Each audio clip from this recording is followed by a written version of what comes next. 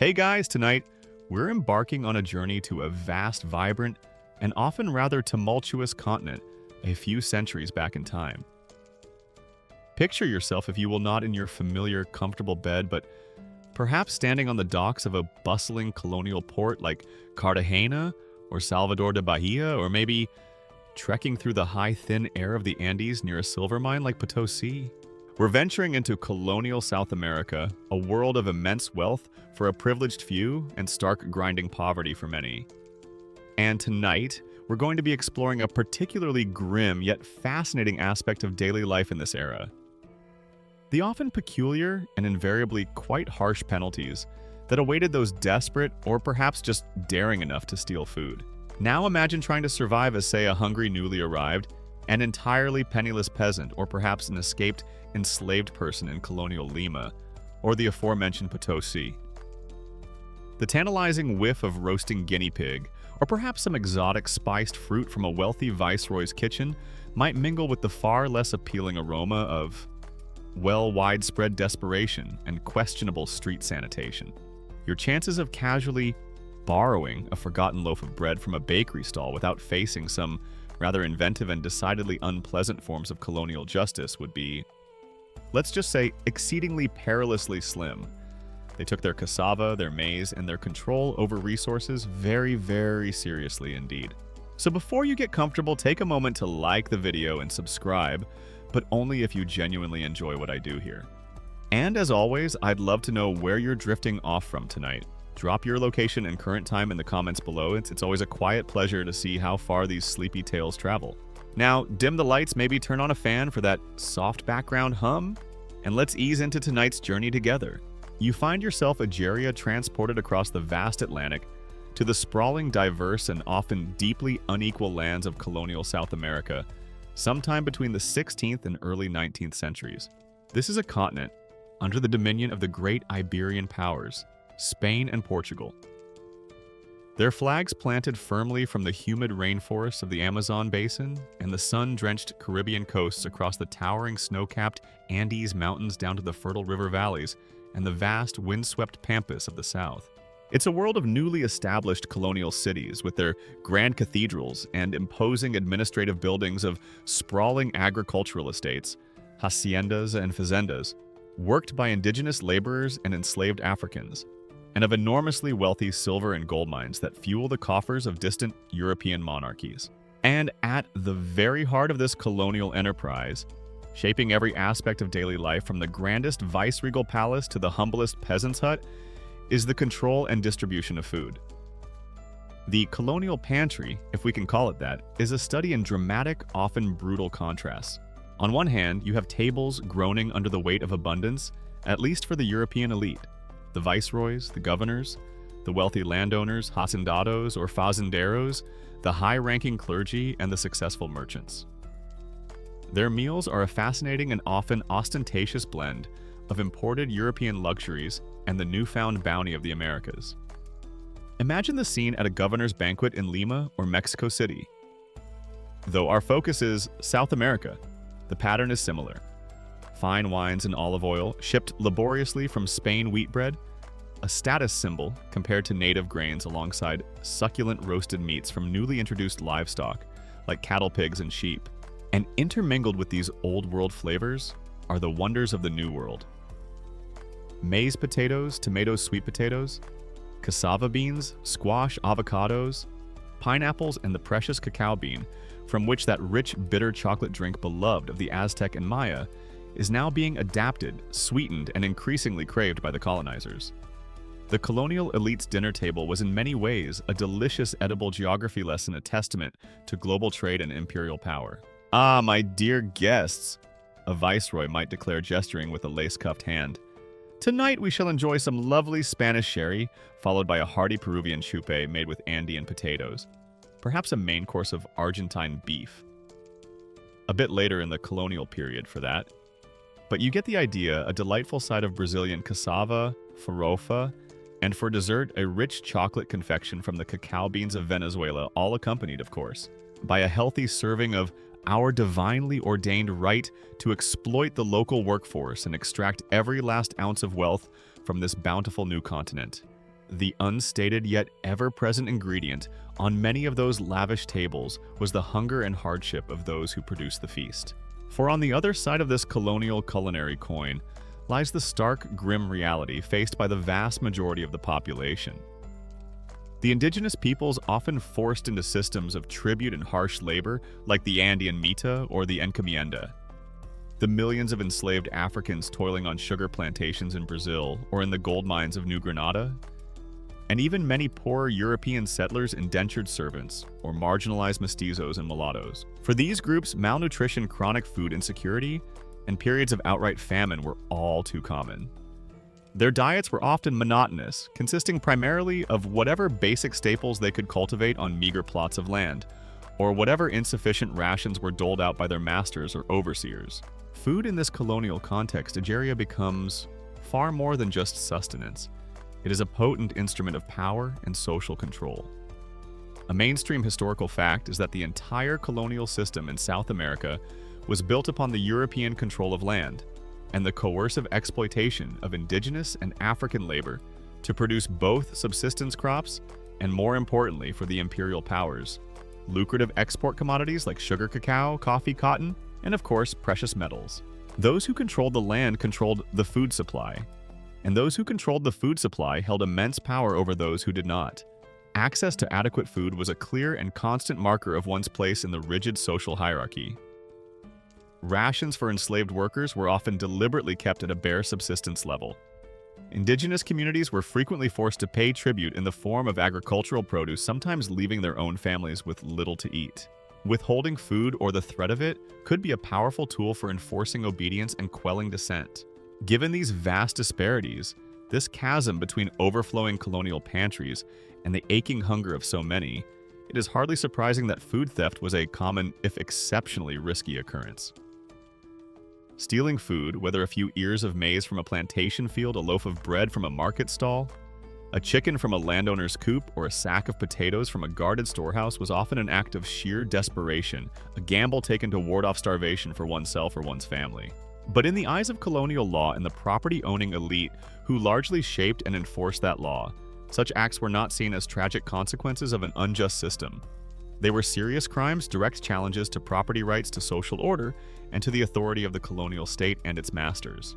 The extent to which food theft in colonial South America should be interpreted primarily as individual acts driven by sheer survival needs, versus being in some instances a more conscious or unconscious form of covert social protest, everyday resistance, or a desperate reclaiming of resources against the perceived injustices of oppressive colonial labor systems and exploitative economic structures, is a complex and fascinating question actively explored by social historians who study the daily lives, coping mechanisms, and agency of subaltern populations on it in this period. And the consequences for being caught, Egeria, could be dire indeed. The penalties were designed not just to punish the individual offender, but to serve as a terrifying public example, a stark warning to others who might be tempted by hunger or defiance. As we begin to delve into the specifics of these punishments, you will see that they were often imaginative in their cruelty, public in their execution, and deeply reflective of a colonial mindset that valued property, especially the property of the elite, far above the well-being or even the lives of those at the bottom of its rigidly stratified society. In some parts of colonial South America, Egeria stealing a single potato wasn't just a minor, regrettable snack-related infraction that might earn you a stern telling off. That potato, you see, represented someone's hard-won agricultural labor, often forced someone else's carefully calculated profit margin, and just possibly a vital ingredient in the colonial governor's highly anticipated evening stew. You mess with the governor's potato, or indeed any food item deemed to belong to the powerful, and you were likely in for a truly memorable and peculiarly unpleasant encounter with the full, unblinking force of colonial justice. The stage is set, the pantries are both full and empty, and the peculiar penalties await our sleepy, cautious exploration. You find yourself now Egeria, firmly planted in the midst of colonial South America, a vast continent of dramatic contrasts where immense wealth extracted from mines and plantations existed alongside profound, often desperate poverty. We've glimpsed the stark reality of the colonial pantry. overflowing for the European elite tragically bare for so many of the indigenous peoples, enslaved Africans, and marginalized Tosh colonists who formed the backbone of this imperial enterprise. This chasm between abundance and hunger inevitably led to acts of desperation and food theft, as we've noted, was a common if perilous response. But what were the actual rules of the game? What legal frameworks, what codes of conduct and consequence governed life in these sprawling Spanish and Portuguese territories and defined the peculiar penalties that awaited those who dared to steal a mouthful to understand the punishment you first need to appreciate the law? The legal systems imposed by Spain and Portugal upon their vast American colonies were, as you can imagine, complex, multi-layered, and deeply rooted in their own European traditions, yet also adapted, or at least intended to be adapted, to the unique circumstances of the New World. Trying to understand the full scope of colonial South American law is like attempting to assemble a truly gigantic, multi-part, three-dimensional puzzle where about half the pieces are written in exceedingly archaic, almost impenetrable legalese. A significant quarter of the pieces appear to be missing entirely, or perhaps just eaten by very well-read colonial silverfish. And the rest are probably still being argued over by bewigged legal scholars in some dusty, forgotten archive. It's a considerable challenge. Let's start with the Spanish colonies, which encompassed a huge swath of South America from the viceroyalties of Peru and New Granada down to the Rio de la Plata. The foundational legal tradition here was Castilian law, the law of the dominant kingdom within Spain. Ancient codes like the Siete Partidas, a remarkably comprehensive body of law compiled in the 13th century under Alfonso Bacas of Castile, but which remained profoundly influential for centuries, formed a key part of the legal bedrock.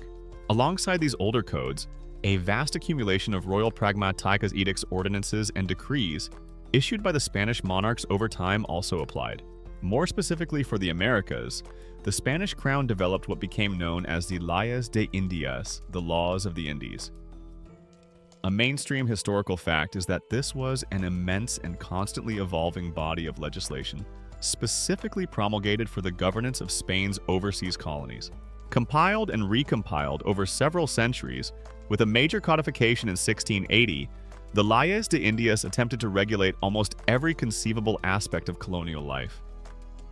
The structure of colonial administration, the powers of viceroys and governors, the intricate rules for trade and mining, the complex and often contradictory policies concerning the treatment and evangelization of indigenous populations, which in theory aim to protect them but often in practice, facilitated their exploitation, and of course matters of criminal justice, including theft and its punishment. Adding yet another layer, local colonial authorities, the viceroys, the governors, the powerful town councils known as cabildos, could also issue their own ordinances or bandos to address specific local conditions and concerns, provided they didn't directly contradict royal law. Meanwhile, in Portuguese Brazil, the primary legal framework was provided by the Ordenações Filipinas, the Philippine Ordinances. These were the principal law codes of Portugal compiled under King Philip II of Spain, who was also Philip I of Portugal during the Iberian Union, and promulgated in 1603, though based on earlier Portuguese legal traditions. These ordinances were similarly comprehensive, covering civil, criminal, and procedural law, and they were formally extended to govern Brazil and other Portuguese overseas territories. What were some of the key characteristics of these Iberian colonial law systems? Egeria, particularly as they might relate to our interest in food theft. Firstly, they were profoundly hierarchical and status-based. The law, and especially the penalties it prescribed, often differed significantly based on the social standing, race, and even the gender of both the offender and the victim. A crime committed by a Spaniard or a Creole, a person of Spanish descent born in the Americas against another Spaniard might be treated very differently than the same crime committed by an indigenous person, an enslaved African, or a mestizo person of mixed European and indigenous ancestry, or mulatto person of mixed European and African ancestry. This hierarchical justice system was a fundamental aspect of colonial society designed to maintain the dominance of the European colonizers. So, if a wealthy Hidalgo nobleman accidentally acquired his less influential neighbor's prize-winning llama through some slightly dubious bartering, it was probably considered a minor civil misunderstanding, best settled over a conciliatory glass of sherry. and perhaps a small discreet exchange of silver. If, however, a starving indigenous peasant or an enslaved African was caught taking that very same llama to feed their hungry family, it was far more likely to be framed as a most heinous act of llama-based grand larceny and a direct affront to the divinely ordained social order, to the public pillory with him, and let the lash sing its song of colonial justice. Secondly, these legal systems placed an enormous emphasis on the protection of property rights, particularly the property of the crown, the church, and the colonial elite. Foodstuffs, whether growing in the fields, stored in granaries, or for sale in the market, were valuable property, and their theft was a direct infringement upon these sacrosanct rights. Thirdly, Catholic morality and canon law deeply influenced concepts of sin, crime, and punishment. Offenses against the church, such as blasphemy, heresy, or the theft of sacred items, which could include food offerings, were often punished with particular severity, sometimes involving the dreaded Inquisition. And finally, as was common in most pre-modern legal systems, the penalties prescribed for many offenses were harsh, often involving capital punishment, hanging, garroting, burning, brutal corporal punishments, flogging, mutilation like the loss of a hand, or ear forced labor in mines or obrages, textile workshops, or exile to remote and undesirable penal colonies. When it came to theft specifically, hurto simple theft, or robo-robbery involving violence or threat in Spanish legal terms, the laws typically made distinctions based on the value of the goods stolen and the circumstances of the crime. Stealing something of very little value might incur a relatively minor punishment, perhaps a fine or a few lashes. Stealing something more significant or stealing repeatedly would lead to far graver consequences. Food theft could fall into various categories. Pilfering a few pieces of fruit from an orchard might be treated as a minor offense. Stealing a sack of grain from a granary, a pig from a pen, or rustling cattle would be seen as a much more serious crime against property impacting the owner's livelihood and the community's food security. Furthermore, laws against vagrancy, trespassing, or unauthorized foraging on private or crown lands could also be used to prosecute those who were essentially taking food out of desperation. There were also likely special and often particularly severe regulations concerning enslaved people or indigenous laborers found taking provisions to which they were not deemed entitled by their masters or colonial authorities. A quirky or fringe tidbit for you, Egeria, is that some sections of those voluminous Leas de Indias were so incredibly detailed, so minutely prescriptive, that they attempted to regulate almost every conceivable facet of colonial life, from the precise grid pattern for laying out new colonial towns and the specific width of their streets, down to the type of saddles colonial officials were permitted to use, or even the appropriate number of buttons on their official waistcoats. Whether these incredibly minute and often rather finicky regulations were always, or even often, practically enforceable across the vast, remote, and often wildly diverse territories of the Spanish Americas is, of course, another matter entirely. One can almost imagine a frustrated colonial administrator in some distant Andean outpost receiving a new sheaf of royal decrees from Seville and muttering, "By the saints, another 300 pages of regulations. I do hope there's a clause in here finally clarifying the official legal penalty for a parrot that has been taught to utter seditious squawks against His Most Catholic Majesty, and specifying whether the fine should be payable in slightly bruised cacao beans or slightly chipped silver reales." No stone, or indeed no parrot, ever left unturned by the meticulous royal bureaucracy, it seems. The extent to which these formal written laws promulgated by the distant crowns of Spain and Portugal were consistently and uniformly applied in the diverse local contexts of colonial South America, versus the significant degree to which actual legal practice was shaped by unwritten customary laws, the deeply entrenched local power dynamics of influential landowners and officials, and the considerable personal discretion or caprice of individual magistrates, especially when dealing with non-elite indigenous or enslaved populations, remains a central and vital theme in the study of colonial legal history. The law on paper was one thing. The law in action in a remote village or a brutal mining camp could be quite another. But this complex, hierarchical, and often harsh legal framework, Egeria, was the backdrop against which the drama of food theft and its peculiar penalties would unfold. You're now standing, Egeria, firmly within the often harsh legal landscape of colonial South America, a world governed by the transplanted yet adapted laws of imperial Spain and Portugal. You understand that this was a hierarchical society deeply concerned with property rights, especially those of the European elite and the crown, and not shy about imposing severe penalties to maintain its rigid social order. We've acknowledged the profound disparity between the overflowing pantries of the colonizers and the gnawing hunger often experienced by the indigenous populations, enslaved Africans, and poorer European settlers. A disparity that frequently led to the desperate act of stealing food. But before we can truly delve into the peculiar penalties that awaited these unfortunate food thieves, we need to understand a bit more about what exactly constituted food, what defined its value, and how the act of taking it without permission was legally framed as a transgression in this colonial context. What was food in the eyes of colonial law when it came to theft? It wasn't just about a stolen apple or a filched loaf of bread, though those certainly counted. The definition encompassed a wide range of essential and often valuable commodities. At the most basic level, there were the staple crops that sustained life: maize, corn, potatoes, and sweet potatoes in the Andean regions, and parts of Mesoamerica that influenced South American diets. Cassava, manioc, or yucca in the tropical lowlands in Brazil, beans, squash, quinoa, and various other indigenous grains and tubers. These were not luxury items, they were the very stuff of survival for most of the population. Stealing these, especially in significant quantities, from a field or a storage hut was a direct blow to someone's livelihood or a master's provisions. Then there was livestock, a significant form of wealth and a vital source of protein, labor, and other products. Cattle, sheep, pigs, and goats, all introduced from Europe, were valuable assets. In the Andes, indigenous llamas and alpacas, crucial for transport, wool, and meat, also held immense value. Chickens, ducks, and even guinea pigs, a traditional Andean food source quickly adopted by some colonists, would also fall under this category. Rustling livestock was a far more serious offense than pilfering a few vegetables from a garden, and the penalties would reflect that. Stealing a chicken in colonial South America wasn't just about depriving someone of a potential Sunday dinner. That chicken represented future eggs, future chicks, and the landowners, or perhaps the humble peasants, inalienable right to enjoy a bit of roast poultry whenever they darn well pleased, or to sell it for a bit of income.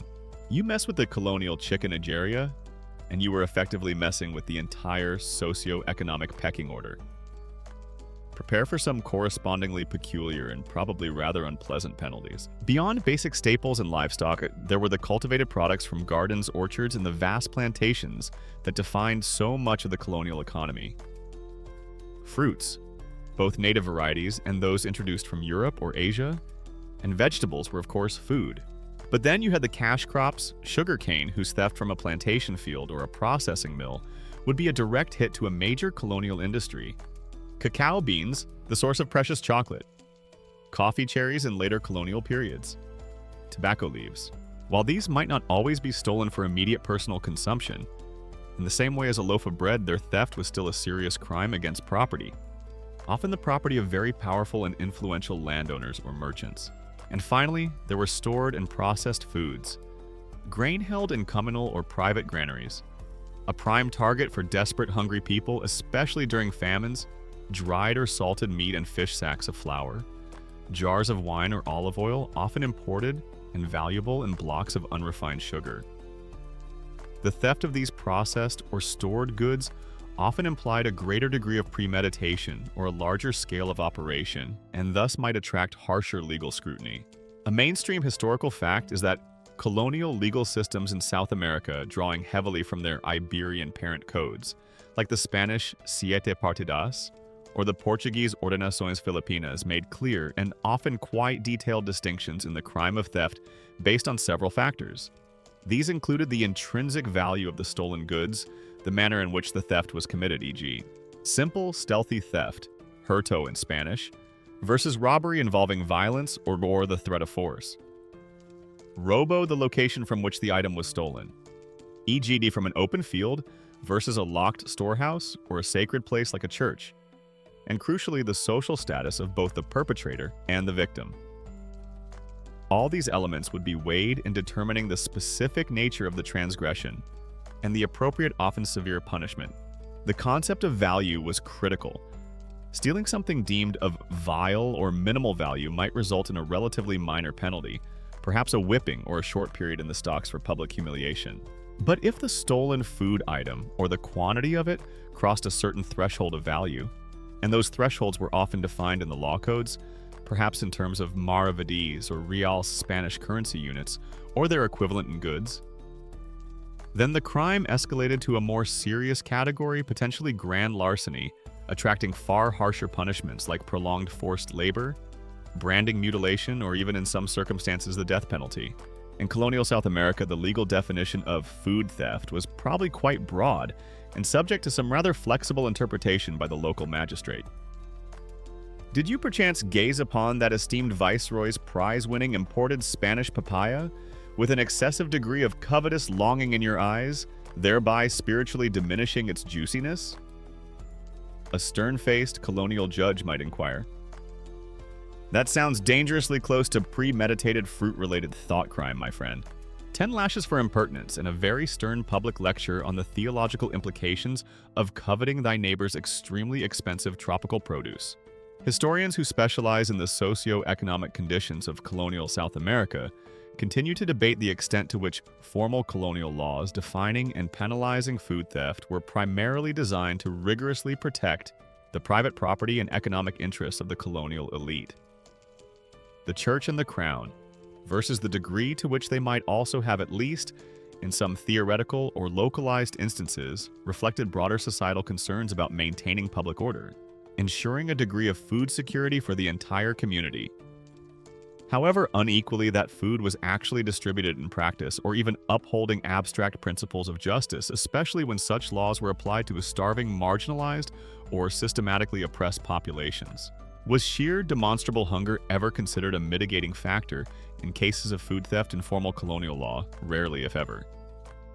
The legal systems were designed first and foremost to protect property rights and hunger.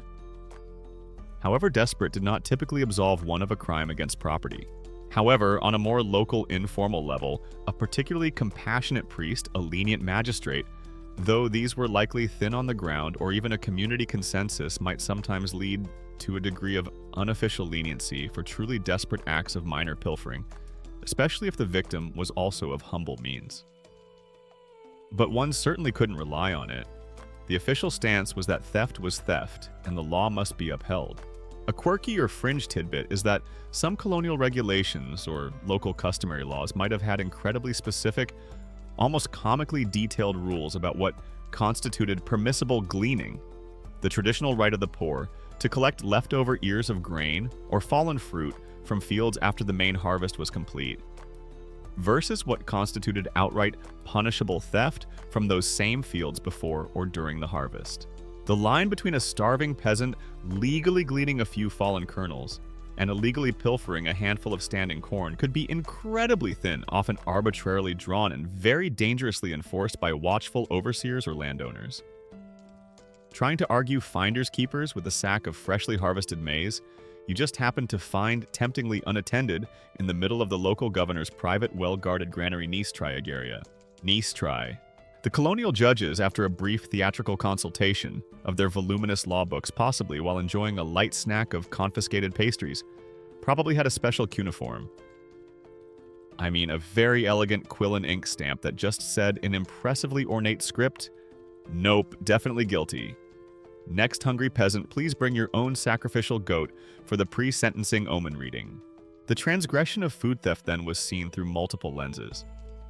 It was a crime against private property, a disruption of the social order, an affront to the authority of the colonial state and its landowning elite, and if the food was taken from a church or involved sacred offerings, a sin against God himself.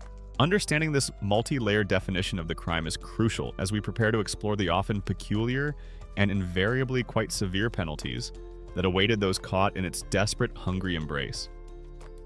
You are now well-versed, Ageria, in the intricate, often rather draconian, legal frameworks that govern colonial South America under the dominion of Spain and Portugal. You understand that food in all its forms, from a humble ear of maize to a prize bullock, was considered valuable property, and its theft a serious transgression against the meticulously constructed, if deeply unequal, colonial order. The laws were clear, the potential penalties severe. But to truly grasp the prevalence of food theft and the often peculiar nature of the punishments designed to deter it, we must now turn our sleepy gaze from the dusty legal tomes to the harsh, often heartbreaking socioeconomic realities that frequently left vast segments of the population with empty bellies and consequently desperate hands. For behind many a stolen cassava root or pilfered handful of beans lay the grim, undeniable motivation of profound, life-threatening hunger. The colonial South American landscape, as we've touched upon, was one of stark and brutal contrasts.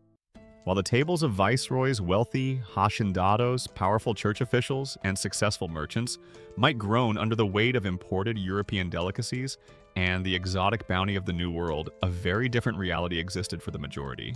A mainstream historical fact is that the colonial economic systems imposed by Spain and Portugal, including vast forced labor regimes like the Andean Maita, which compelled indigenous communities to send laborers to toil in the silver mines of places like Potosi, under horrific conditions, and the widespread institution of plantation slavery, which fueled the sugar, cacao, coffee, and cotton industries, particularly in Brazil and the Caribbean-facing coasts, frequently resulted in severe malnutrition, chronic food insecurity, and recurrent periods of acute famine for the indigenous and enslaved African populations, who formed the overwhelming bulk of the labor force. Their own traditional food systems were often disrupted or destroyed. Their access to land for subsistence farming severely curtailed, and the rations they received from their masters or colonial administrators were typically meager, monotonous, and woefully insufficient to sustain a healthy life, especially given the backbreaking labor demanded of them. The colonial administration, it often seemed, had a very clear list of priorities. Number 1, the silver mines of Potosi must continue to produce vast quantities of wealth for the Spanish crown at all costs. Number 2, the sugar plantations of Brazil must flourish and provide endless sweet delight for the European market. Number 3, the viceroy's personal chef must have uninterrupted access to the finest imported figs and the plumpest local capons for tonight's rather important state dinner. The fact that approximately half the colonial workforce is currently subsisting on a diet of hope, a few wilted leaves, and the occasional rather dubiously acquired turnip, that's a minor logistical detail we'll address at some point. Or, possibly never if it proves too inconvenient for points 1, 2, and 3. It wasn't just the enslaved and the forcibly conscripted indigenous laborers who faced this gnawing hunger. Poorer European colonists, newly arrived immigrants with no land or connections, discharged soldiers, marginalized mestizos and mulattoes living on the fringes of colonial society all could find themselves struggling to secure enough food to survive, especially in rapidly growing, often poorly supplied urban centers or during periods of drought, crop failure, or economic downturn. In such a desperate environment, Egeria, where your children might be crying from hunger and your own stomach aches with an emptiness that gnaws at your very spirit, the sight of food, any food, belonging to someone else, perhaps seemingly unguarded in a marketplace growing in a field or stored in a less than secure outbuilding, could become an almost irresistible temptation. The severe penalties for theft, which we will explore in more detail, were certainly known. The fear of the lash, the pillory, the branding iron, or even death was very real. But the immediate agonizing reality of starvation, or watching your family starve, could often be a far more powerful, more primal motivator. When your primary options, on any given day, are I slowly, agonizingly starve to death, while maintaining impeccable respect for colonial property laws, or B, risk getting very thoroughly flogged and possibly worse for liberating a single life-sustaining loaf of bread from the local bakery. Suddenly, that loaf of bread starts to look incredibly appealing, and the potential for a future flogging just seems like a rather bothersome, if undeniably painful, administrative hurdle on the path to not being quite so existentially hungry anymore.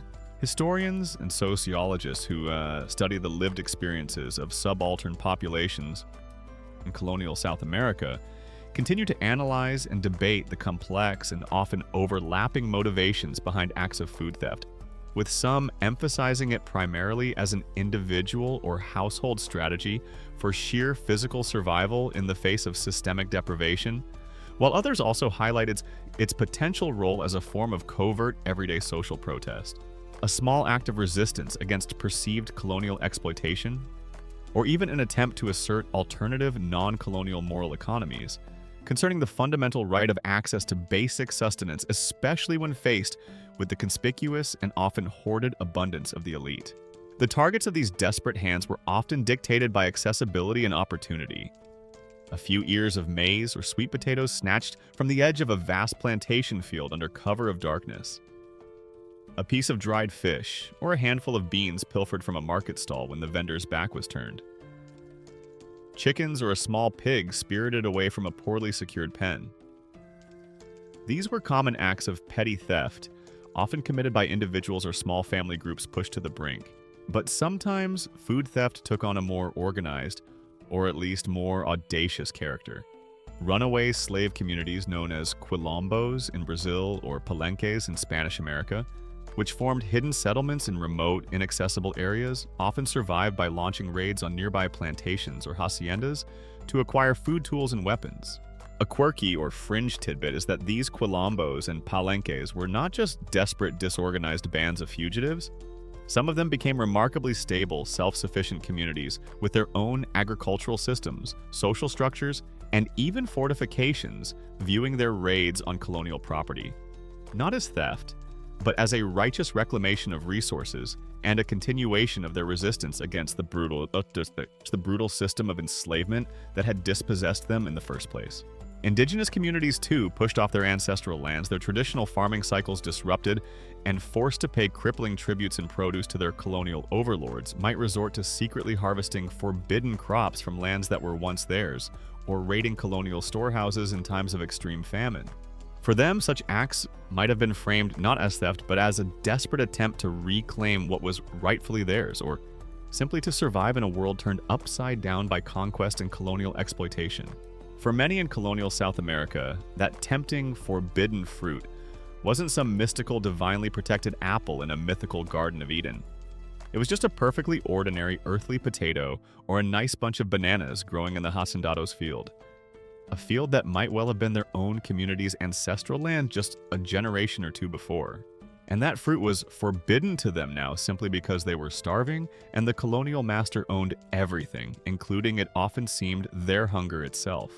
The psychological impact of chronic hunger and food insecurity on these populations would have been profound, shaping their daily anxieties, their social interactions, and their relationship with the colonial authorities who controlled their access to this most basic necessity of life. It created a climate of desperation where the line between law-abiding subject and criminal food thief could become perilously thin, blurred by the gnawing ache of an empty belly and the powerful primal instinct for survival. Understanding this grim reality, Ageria is essential as we prepare to examine the often peculiar and invariably quite severe ways in which the colonial legal system sought to punish those who dared to take a forbidden bite. You are now deeply aware, Ageria, of the stark, often brutal socioeconomic realities that permeated colonial South America. You've seen how the vast disparities in wealth and access to resources, particularly food, could drive ordinary people. Enslaved Africans, subjugated indigenous laborers, marginalized colonists, to the desperate act of theft simply to survive. You also understand that the Iberian colonial powers had established complex legal frameworks emphasizing property rights and social hierarchy, which defined such acts not as unfortunate consequences of systemic inequality, but as punishable crimes against the established order. So what happened when a hungry hand, driven by an empty belly, reached out and took a forbidden morsel? Let's begin by exploring the peculiar penalties for what the authorities might have considered petty pilfering, the theft of small amounts of common food. Imagine yourself, Ageria, in this precarious position. Perhaps you are an indigenous woman whose family's traditional maize field has been encroached upon by a sprawling Spanish hacienda, and your children are crying from hunger. Or maybe you are an enslaved African on a Brazilian sugar plantation, your daily ration of beans and manioc flour woefully insufficient to fuel your back-breaking labor. Or you could be a recently arrived, impoverished European immigrant in a bustling colonial port city with no work and no means to buy bread. The gnawing ache in your stomach, or the sight of your child's listless eyes becomes unbearable. You see an opportunity, a few ears of maize left seemingly unattended at the edge of a vast field. A handful of cassava roots peeking from the earth in a planter's garden. a piece of dried fish momentarily unwatched on a market stall. The act itself is swift, driven by immediate desperate need rather than by any grand criminal design. You liberated a slightly bruised but perfectly edible mango from the very edge of Don Alejandro's vast, sprawling, and frankly rather ostentatiously excessive mango orchard. In your defense, it looked incredibly lonely, just hanging there practically begging to be eaten. In Don Alejandro's defense, and more importantly, in the eyes of colonial law, it was his lonely mango, and he had very specific proprietary plans for it, probably involving a rather fancy fruit salad to which you most definitely were not invited. This is petty pilfering. The value of the stolen item in the grand scheme of colonial wealth is minimal. Yet the transgression in the eyes of the authorities and property owners is not necessarily seen as trivial. A mainstream historical fact is that for minor offenses like petty food theft in colonial South America, punishments were often summary, public, and designed to be a swift deterrent. There might not be a lengthy, formal trial with bewigged judges and eloquent lawyers, especially if you, the accused, were from the lower rungs of the social ladder. An indigenous person, an enslaved individual, or a landless peasant. Justice, or what passed for it, could be meted out quickly by a local magistrate, a plantation overseer, a corregidor, a Spanish colonial official, or even just the aggrieved property owner himself, particularly if the thief was caught in the act. What kind of penalties awaited these desperate minor food thieves? Public humiliation was a very common and deeply effective form of punishment. The aim was not just to chastise you, the offender, but to make an example of you, to shame you before your community, and to discourage others from similar acts. You might find yourself confined in the stock sipo or the pillory pacota in the central plaza of the town for hours or even days. Imagine being locked in your head and hands or feet, trapped in the unyielding wood, exposed to the elements. The scorching sun, the chilling night air, the sudden downpours. You would be subjected to the jeers, the taunts, and the contemptuous gazes of passers-by. Children might throw rotten fruit or stones. It was a profoundly degrading and uncomfortable experience. Congratulations on your recent conviction for unauthorized cassava acquisition in the first degree. Your grand prize and an all-expenses-paid multi-hour extended stay in the town square pillory. Do enjoy the glorious sunshine, the refreshing open air. The occasional thoughtfully lobbed rotten vegetable courtesy of a passing morally outraged urchin. And of course, that profound and inescapable sense of deep public shame. It's a very immersive, if somewhat olfactorily challenging form of colonial justice designed to be memorable. Other shaming rituals might involve being paraded through the streets, perhaps with a stolen item. That single cassava root, those few ears of maize, hung around your neck like a badge of infamy, or with a sign detailing your crime for all to read, assuming they could read, of course. The visual impact was often enough. You might be forced to wear a pregón, a public crier announcing your offense. Some communities had specific, often rather degrading nicknames or labels that would be publicly attached to individuals known for petty theft, further entrenching their social marginalization long after any physical punishment had healed. A quirky or fringe tidbit is that this public shaming wasn't just about individual punishment. It was a way for the community to collectively reaffirm its moral boundaries and its respect for property rights, all performed on the unfortunate stage of your public disgrace. It was like a very grim, very real colonial reality TV show where the unwilling contestant always lost and the prize was universal social condemnation. Corporal punishment, even for minor food thefts, was also depressingly common. Flogging or whipping was a go-to penalty for a vast array of offenses in the colonial world. The number of lashes would vary depending on the perceived severity of the theft your social status enslaved. Individuals often received far more brutal whippings than even poor colonists for similar offenses, and the mood of the person administering the punishment. Being beaten with a heavy stick or a hardened leather rod was another possibility. The colonial authorities, and indeed many private property owners, generally believed that nothing quite said, "Please refrain from stealing that rather tempting loaf of freshly baked bread in the future." Quite like the immediate, painful, and very public spectacle of watching someone else get enthusiastically and often quite bloodily flogged for stealing a previous loaf of bread. It was a very direct, if undeniably brutal, form of public service announcement, broadcast live and in person. The degree to which the prescribed severity of these punishments for petty food theft in colonial South America was consistently applied across different vast regions from the Andean highlands to the Brazilian coast. and by different levels of judicial or administrative authorities, versus being subject to wide local variations based on specific socioeconomic conditions at the time, such as during a famine when desperation was higher. The particular identity and social connections of both the thief and the victim, and the personal discretion, or even caprice of individual magistrates, plantation overseers, or landowners is a complex and often difficult question for legal and social historians to precisely quantify. For repeat offenders of petty theft, or if the stolen food item was deemed slightly more valuable than just a handful of beans, the penalties might escalate. Short periods of forced labor, perhaps cleaning public latrines, repairing roads, or other menial, unpleasant tasks could be imposed. Fines were also a possibility, but this was often a rather pointless punishment for those who were stealing food precisely because they were too destitute to afford it in the first place. The overarching goal of these swift public and often physically painful penalties for even minor food thefts was clear deterrence. It was about reinforcing the sanctity of private property, especially colonial private property, maintaining the rigid social hierarchy and instilling fear in those marginalized populations who might be tempted by hunger to challenge the established order, even in such a small, desperate way.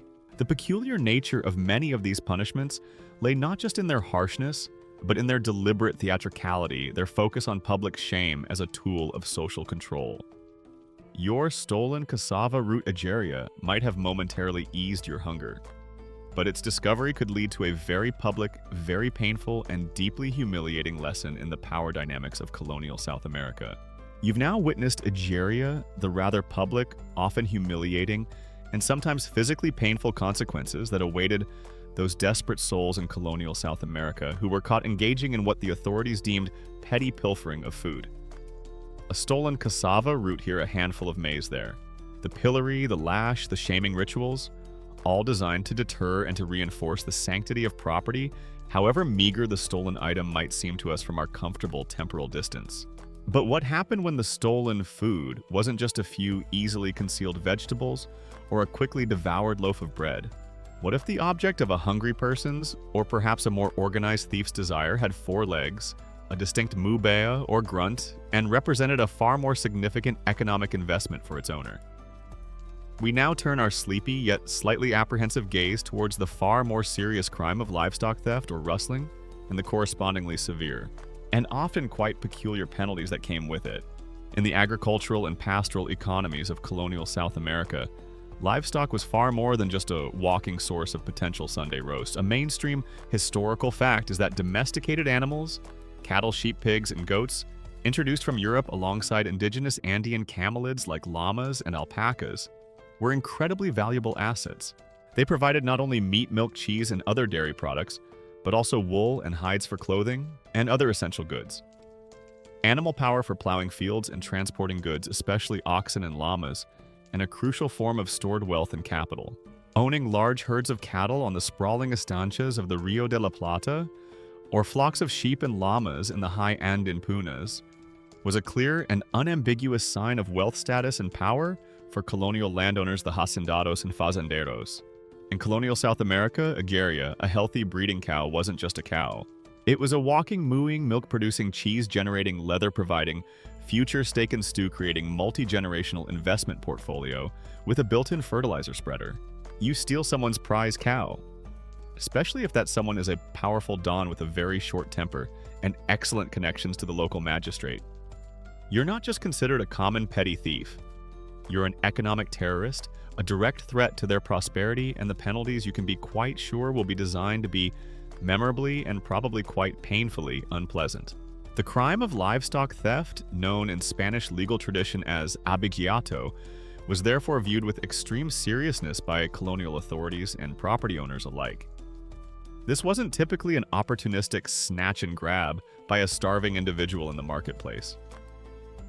Stealing livestock, especially larger animals like cattle or horses, often required a greater degree of planning skill and sometimes even the cooperation of several individuals. It might involve venturing onto private grazing lands, often at night, skillfully separating animals from a herd, and then attempting to drive them away or butcher them discreetly. The economic impact on the victim was also far more significant than the loss of a few ears of corn. Losing even one ox could cripple a small farmer's ability to plow his fields. Losing several head of cattle could be a major financial blow to a larger landowner. Consequently, the penalties for rustling were correspondingly and often dramatically more severe than those for petty food pilfering. If a public flogging of, say, 20 or 30 lashes was the common currency for stealing a chicken or a sack of potatoes, then being caught red-handed with Don Rodrigo's prize-winning merino ram might earn you a sentence involving 100 lashes, or even more often administered with such brutality that it could leave the victim permanently maimed or even prove fatal. The exact degree to which penalties for livestock theft were meticulously standardized across the vast and geographically diverse territories of colonial South America versus being significantly influenced by powerful local economic conditions.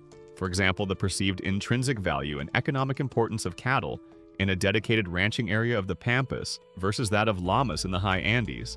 The specific social status and influence of the involved parties, both the thief and the unfortunate owner of the purloined animal, and the varying effectiveness and judicial leanings of often quite isolated colonial judicial enforcement bodies, is a complex subject that legal and economic historians continue to explore through detailed regional archival research and comparative legal studies. Beyond intensified corporal punishment, other more permanent and peculiar penalties might come into play for livestock thieves. Branding, a practice commonly used to mark ownership on the animals themselves, was sometimes also applied to human rustlers as a mark of their crime and a lifelong badge of shame and criminality. Imagine being branded with a specific symbol, perhaps a stylized representation of a cow or a sheep, or the initial of the landowner you stole from. A permanent public declaration of your transgression. Mutilation.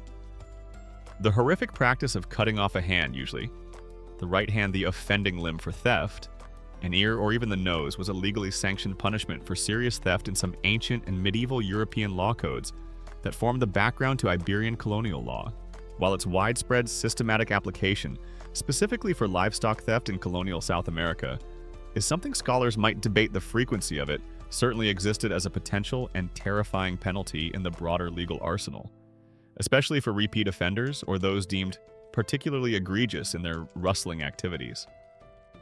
It served as both a brutal punishment and a chillingly effective visual deterrent to others. Forced labor, often in its harshest forms, was another common fate for convicted livestock thieves. You might be condemned to years or even a lifetime of grueling, dangerous work in the infamous silver mines of Potosí in Upper Peru, modern Bolivia, or the mercury mines of Huancavelica, where life expectancy was terrifyingly short. Or perhaps you'd be sent to an obraje, one of the notorious colonial textile workshops where indigenous and other forced laborers toiled in often squalid prison-like conditions for incredibly long hours. Exile to a remote, disease-ridden presidio, a fortified military outpost on a dangerous frontier, was another possibility, effectively a slow death sentence for many. So, you're contemplating a life of crime in colonial Peru, Algeria, weighing your career options. Option A: discreetly pilfer a few slightly bruised potatoes from the edge of a field. Risk a rather public and uncomfortable flogging if caught.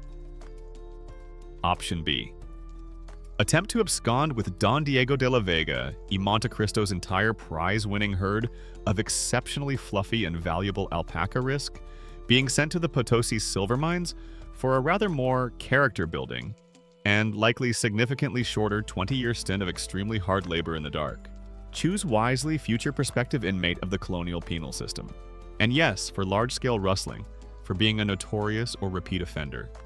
Or if your act of livestock theft involved violence against a herdsman or overseer, thus escalating it to robo with aggravating circumstances, capital punishment was a very real possibility. Hanging was a common method of execution in the colonies, often carried out publicly to maximize its deterrent effect.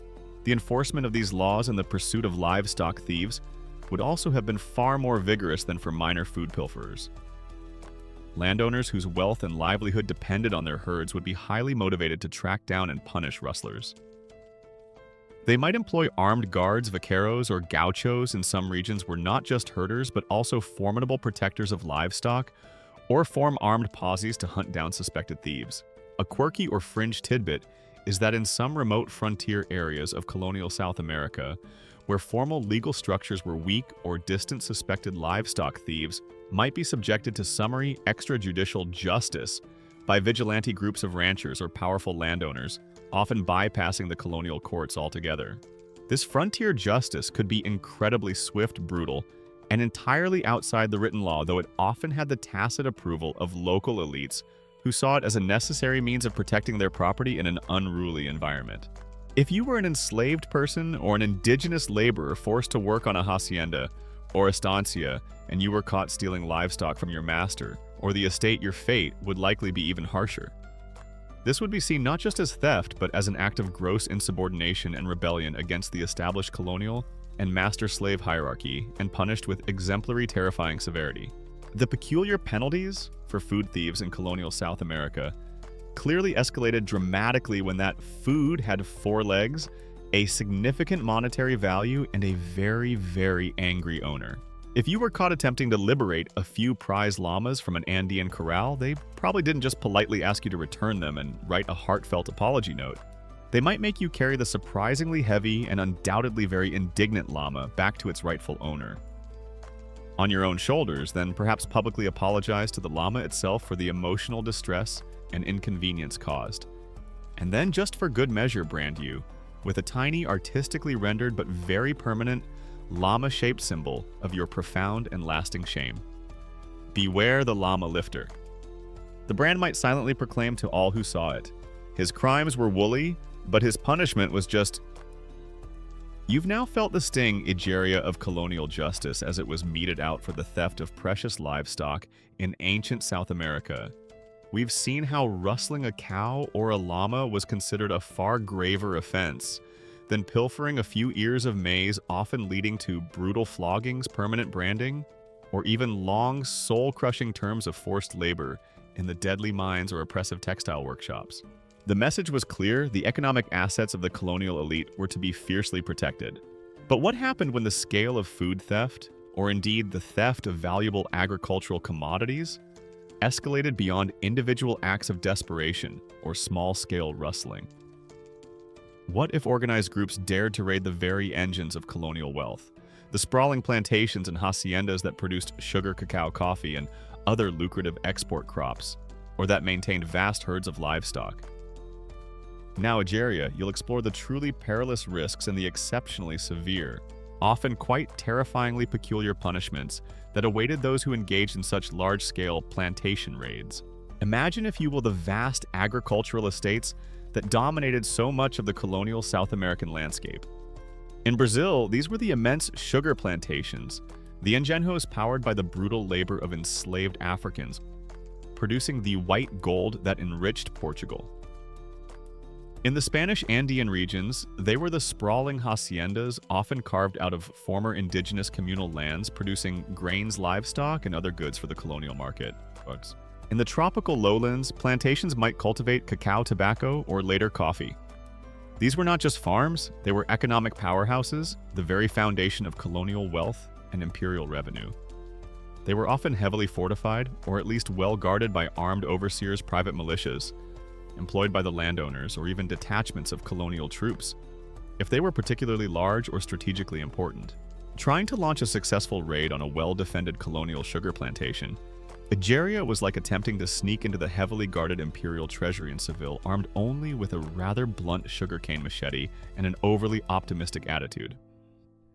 They generally had significantly more than just a grumpy night watchman and a slightly leaky fence. There were overseers, often notoriously brutal armed guards, probably a pack of very large, very unfriendly dogs with exceptionally big teeth, and an absolutely zero-tolerance policy for anyone caught eyeing their precious sugarcane, their fattened cattle, or their stores of valuable export commodities with anything less than pure, unadulterated, and entirely distant admiration. Who would dare to undertake such a perilous venture? The primary perpetrators of these larger-scale raids were often, as we've touched upon, communities of runaway slaves. These were the Quilombos of Brazil, like the famous Palmares or the Palenques of Spanish America. Hidden fortified settlements established deep in remote forests, mountains or swamps by Africans who had escaped the horrors of bondage. A mainstream historical fact is that organized raids on colonial plantations and haciendas frequently carried out by these resilient communities of self-liberated enslaved people, were considered exceptionally grave threats to the colonial economic order and the very stability of the slave system. For these quilombolas, or cimarrones as runaway slaves were sometimes called, raiding plantations was not just about acquiring food for immediate survival. It was an act of resistance, a way to provision their independent communities to acquire tools and weapons to liberate other enslaved people and to strike a blow against their former oppressors. Other groups might also engage in such raids. Dispossessed indigenous communities, driven from their ancestral lands and pushed to the margins, might launch attacks on colonial estates to reclaim resources or as a form of desperate retaliation. Bands of outlaws or bandoleros composed perhaps of army deserters, impoverished colonists, or mixed-race individuals excluded from the mainstream colonial economy might also see plantations as lucrative targets. The extent to which raids on colonial estates by these various marginalized groups were primarily driven by immediate subsistence needs versus being consciously politically motivated acts of sustained resistance against the entire colonial system, and how colonial authorities themselves differentiated, or more often failed to differentiate, between these complex motivations and their often undiscriminatingly brutal punitive responses, is a complex and vital area of ongoing study in the social and resistance history of colonial South America. The targets of these raids were diverse. Certainly food stores, granaries filled with maize or wheat pens of livestock fields of ripening crops were primary objectives. But raiders might also seek valuable tools, iron implements, weapons, especially firearms and gunpowder.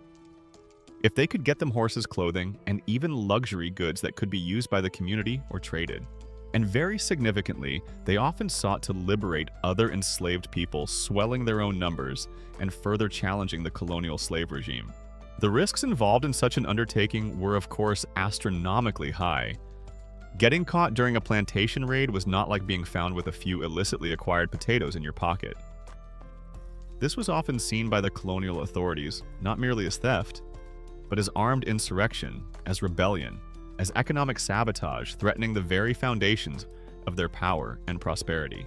Consequently, the punishments were designed to be exceptionally severe, a terrifying spectacle to crush any spirit of resistance and deter any future attempts. If captured plantation raiders, especially if they were identified as runaway slaves or leaders of such communities, faced an almost certain and often particularly gruesome death.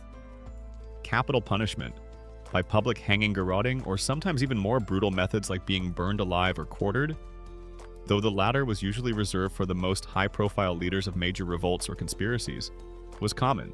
A quirky or fringe tidbit, though a grim one, is that some particularly notorious leaders of quilombos or major slave revolts who were eventually captured and executed, such as Zumbi of Palmares in late 17th century Brazil, became legendary figures of resistance. Colonial authorities often went to extreme lengths to display their dismembered bodies or severed heads in public places. A horrific tactic designed to terrorize the enslaved population and extinguish any lingering hopes of successful rebellion. We will, of course, Ageria, pass over the more explicit details of such displays in our sleepy narrative, focusing instead on the fact of their exemplary terror-inducing intent. Torture was also frequently employed not just as a punishment in itself, but to extract information from captured raiders, the location of their hidden settlements, the names of other participants, plans for future actions. The methods of torture were as varied as they were cruel, designed to inflict maximum pain and break the will of the captive. For enslaved individuals caught participating in a raid who were not immediately executed, the fate was often a return to an even more brutal form of enslavement.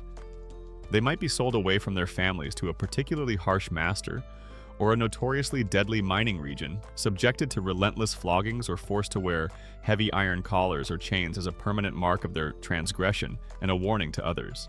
The colonial landowners and authorities had a very specific and rather limited definition of sharing their bounty. It usually involves something along the lines of, you, the enslaved or coerced laborer, will perform all the backbreaking, life-shortening work required to cultivate and harvest these precious commodities. And I, the divinely appointed landowner, will graciously accept all the profits and enjoy a remarkably comfortable lifestyle as a result. Anyone who attempted to share in this colonial bounty by, say, independently liberating a few sacks of freshly harvested cacao beans or a string of particularly well-fattened pigs was promptly and forcefully introduced to a very different, much less generous, and far more painful kind of colonial sharing. The sharing of exceptionally peculiar and deeply unpleasant punishments. The line between a food thief driven by simple hunger and a rebel or bandit engaged in a plantation raid was often deliberately blurred by the colonial authorities. Any organized taking of property from the colonial elite, especially if it involved groups of enslaved or indigenous people, was frequently framed as an act of sedition, justifying the most extreme and violent repressive measures. If you were unfortunate enough to be captured during a raid on a powerful hacendado's estate, the colonial authorities weren't likely to just give you a stern talking to and a modest fine payable in slightly damaged llamas. It was much more like receiving an immediate, non-refundable express ticket to the peculiar and extremely unpleasant punishments R Us Emporium, with a very high statistical probability of not qualifying for the return journey, or indeed any journey at all, other than perhaps one to the gallows or the bottom of a very deep, very dark mine shaft. The stakes when challenging the economic heart of the colonial enterprise were terrifyingly absolute.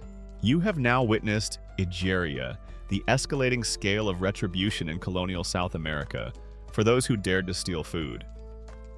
From the public shame and stinging lashes meted out for petty pilfering of a few ears of maize, to the brutal, often lethal consequences faced by those who engaged in organized raids on the vast plantations and haciendas that formed the economic backbone of the Iberian empires. The message was stark: property, especially the property of the colonial elite, was to be defended with uncompromising severity. But what happened if the stolen sustenance was not just secular property, but was deemed sacred, belonging to or consecrated by that other immensely powerful institution in colonial Latin America, the Holy Catholic Church? This Egeria was an entirely different category of transgression, one that offended not just the earthly powers of the crown and the landowners, but the divine authority of God himself, and often incurred particularly harsh and sometimes quite peculiar penalties. In colonial South America, the Catholic Church was far more than just a spiritual institution. It was a dominant social, political, economic, and cultural force. A mainstream historical fact is that the Church owned vast tracts of land, operated lucrative agricultural estates, and missions controlled significant wealth through tithes, and bequests. And its clergy often wielded considerable temporal power alongside their spiritual authority. Churches, cathedrals, monasteries, convents, and mission stations dotted the colonial landscape, from the grandest vice-regal capitals to the most remote frontier settlements. And the property belonging to these sacred institutions, including their food stores, their livestock, their agricultural produce, and any items directly used in religious worship, was considered sacrosanct, protected not just by earthly law, but by divine injunction. So what constituted sacred sustenance, the theft of which would elevate a common crime to the far more grievous offense of sacrilege? Sacrilegio in Spanish and Portuguese. This could include several categories. Firstly, there were the direct food offerings made to the church or for religious purposes. This might be the tithe, the 1/10 of agricultural produce that colonists and sometimes coerced indigenous communities were obligated to give to the church. It could be first fruits, the choicest portion of a harvest dedicated to God. It might even be food items left as offerings at specific shrines for saints or for use in particular religious festivals and charitable distributions, though the latter, if stolen, was seen as doubly heinous, robbing both God and the poor. Stealing from Don Diego's private, impressively well-stocked pantry because you were starving. A very bad idea, likely to result in some thoroughly unpleasant earthly justice. Stealing the blessed communion wafers from the church sanctuary, or perhaps liberating the prize-winning sacrificial goat that was being lovingly fattened up for the bishop's upcoming Easter feast, that, my friend, was an express ticket to a whole different dimension of trouble. A skip the local magistrate, go directly to excommunication. Do not pass. Go, do not collect 200 silver reales, and prepare for both temporal and eternal damnation kind of offense. The church, you see, did not mess around when it came to its sacred snacks, or indeed any of its divinely protected property. Secondly, there were the substantial food stores and livestock belonging directly to churches, monasteries, convents, or mission outposts. These institutions often controlled large agricultural enterprises, their granaries filled with wheat and maize, their cellars with wine and olive oil, their pastures grazed by herds of cattle and flocks of sheep, all intended to support the clergy. The religious orders, the upkeep of the sacred buildings, and at least in theory, charitable works within the community. To steal from these consecrated storehouses was not just depriving the priests of their dinner, it was seen as plundering the very patrimony of God. The penalties for such sacrilegious theft were, as you might expect, exceptionally severe, often far harsher than for comparable theft from a secular individual, or even from the crown itself. The crime was compounded. It was theft, yes, but it was also an act of profound disrespect, a profanation of holy things, an offense against the divine majesty. The full weight of both secular colonial law and ecclesiastical church law could be brought to bear upon the unfortunate culprit. One of the most terrifying spiritual penalties, often wielded by the church for grave offenses like sacrilege, was excommunication. In an era where society was so deeply and universally Catholic, to be excommunicated was to be cast out not just from the sacraments and spiritual comforts of the church, but often from the very fabric of social life itself. It was a kind of spiritual death sentence, isolating the individual and marking them as an unholy pariah. Beyond the spiritual, the physical punishments were also ratcheted up. Flogging would likely be administered with particular severity, perhaps within the precincts of the church or marketplace, for maximum public humiliation and edification. The extent to which accusations of sacrilegious theft in colonial South America were always based on entirely genuine, clear-cut offenses against demonstrably sacred church property, versus occasionally being strategically employed by either ecclesiastical or secular authorities as a convenient pretext to persecute individuals or groups already deemed troublesome, potentially heretical, or perhaps resistant to full colonial religious assimilation and control, is a complex and sensitive issue that requires very careful critical analysis of specific historical court records, local power dynamics, and the broader socio-religious context of the time. In particularly egregious cases, especially if the theft involved consecrated items like communion vessels, even if they were just being used to illicitly drink stolen altar wine or was combined with other acts of desecration, more extreme penalties could be invoked. While burning at the stake was typically reserved for unrepentant heretics, flagrant witches, or those guilty of the most heinous forms of blasphemy, certain forms of sacrilege, if deemed sufficiently diabolical, might push an offender perilously close to such a fate, especially if the local Inquisition decided to take a particularly keen interest in the case. The Holy Office of the Inquisition, while its primary focus was on policing doctrinal purity and stamping out heresy, could certainly become involved in investigating and punishing severe cases of sacrilege, viewing them as attacks on the foundations of the faith. If your ill-advised attempt to pilfer food from a monastery kitchen was somehow reinterpreted by an overly zealous inquisitor as a deliberate act of satanic defiance against the Church Universal, you might suddenly find yourself facing a rather more intense and significantly less gentle form of inquiry into your dietary habits and spiritual affiliations. Their idea of a gentle persuasion to confess often involved rather less gentle methods and a distinct lack of concern for your future picnic plans, or indeed any future plans at all. A quirky or fringe tidbit that highlights the meticulousness with which the Church guarded its assets is that surviving colonial ecclesiastical records sometimes contain incredibly detailed inventories of church property, right down to the last candlestick or chicken. There are also records of church officials pursuing legal action with great zeal and persistence to recover even relatively minor stolen items, like a few measures of grain from a mission storehouse or some altar cloths, not just because of the material loss, but as a matter of upholding sacred authority and deterring any further disrespect for church property. The Heavenly Accounting Department and its earthly representatives were clearly keeping very careful ledgers. You can almost imagine a special celestial ledger specifically for theft of sacred foodstuffs and other divinely consecrated consumables. Column A. Item stolen, e.g., 3 blessed slightly stale empanadas from the sacristy. Column B. Prescribed earthly punishment, e.g., 50 lashes administered with a specially consecrated scourge followed by public repentance in a particularly itchy sackcloth garment for 3 consecutive market days, column C. Probable eternal consequences, e.g., an additional 700 millennia in purgatory with a strict, unchanging celestial diet of lukewarm holy water and profound, unceasing regret. The peculiar nature of these penalties for stealing sacred sustenance lay in this potent combination of temporal and spiritual punishment, the added layer of religious horror and divine retribution that transformed a common crime into an act of profound impiety. It was a clear message to the colonial populace while stealing from your fellow man was bad. Stealing from God or his earthly representatives was infinitely worse, an offense that could jeopardize not just your hide in this world, but your very soul in the next. You've now seen Ageria how the grand legal frameworks of imperial Spain and Portugal cast a long, stern shadow over colonial South America, defining what constituted food, what made its taking a transgression, and how even the theft of sacred sustenance from the powerful church could incur not just earthly punishment, but also the terrifying prospect of spiritual damnation.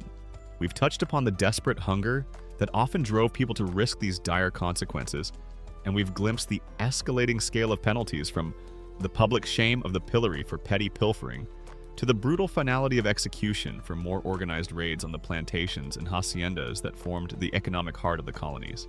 But who were the individuals most likely to find themselves accused of these food-related crimes, their empty bellies leading their desperate hands into the unforgiving gears of colonial justice? As you might expect in such a rigidly hierarchical and deeply unequal society, the profile of a typical food thief was tragically almost invariably drawn from the most vulnerable, marginalized, and oppressed segments of the population. A mainstream historical fact is that in colonial South America, individuals from subjugated and dispossessed groups, most notably enslaved Africans, heavily exploited indigenous populations, and the growing numbers of impoverished, lower-class colonists or persons of mixed ancestry mestizos, mulattoes, were disproportionately accused, convicted, and punished for crimes like food theft.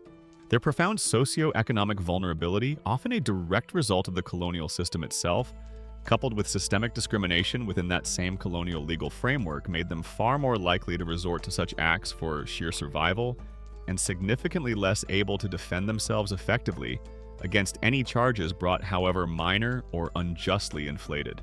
If there was a prize fighting cock mysteriously missing from the local magistrate's coop, or a suspiciously light sack of precious maize in the communal storehouse, the colonial authorities didn't exactly launch a full-scale Sherlock Holmes-style forensic investigation with meticulous fingerprint dusting and complex DNA analysis of stray chicken feathers. It was much more frequently a case of, right then, let's round up the usual suspects.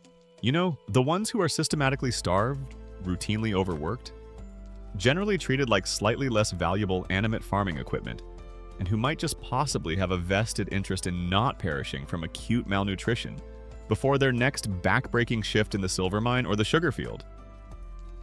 I'm reasonably certain one of them must have done it, case closed more or less.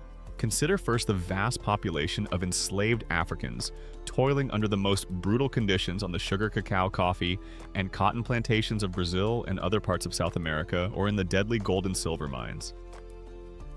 The rations provided to them by their masters were notoriously inadequate, often just a bare minimum of coarse grains like manioc flour or maize, perhaps some dried beans, or salted meat, rarely enough to sustain the immense physical labor demanded of them.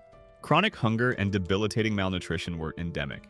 For an enslaved person, therefore, stealing food, perhaps some extra sugarcane from the field to chew for its meager sweetness, a few vegetables from the master's garden, a chicken from the coop, or even just a handful of grain from the plantation stores, was often not an act of common criminality, but a desperate, life-sustaining necessity, a way to supplement a diet designed to keep them barely alive but perpetually weak and dependent.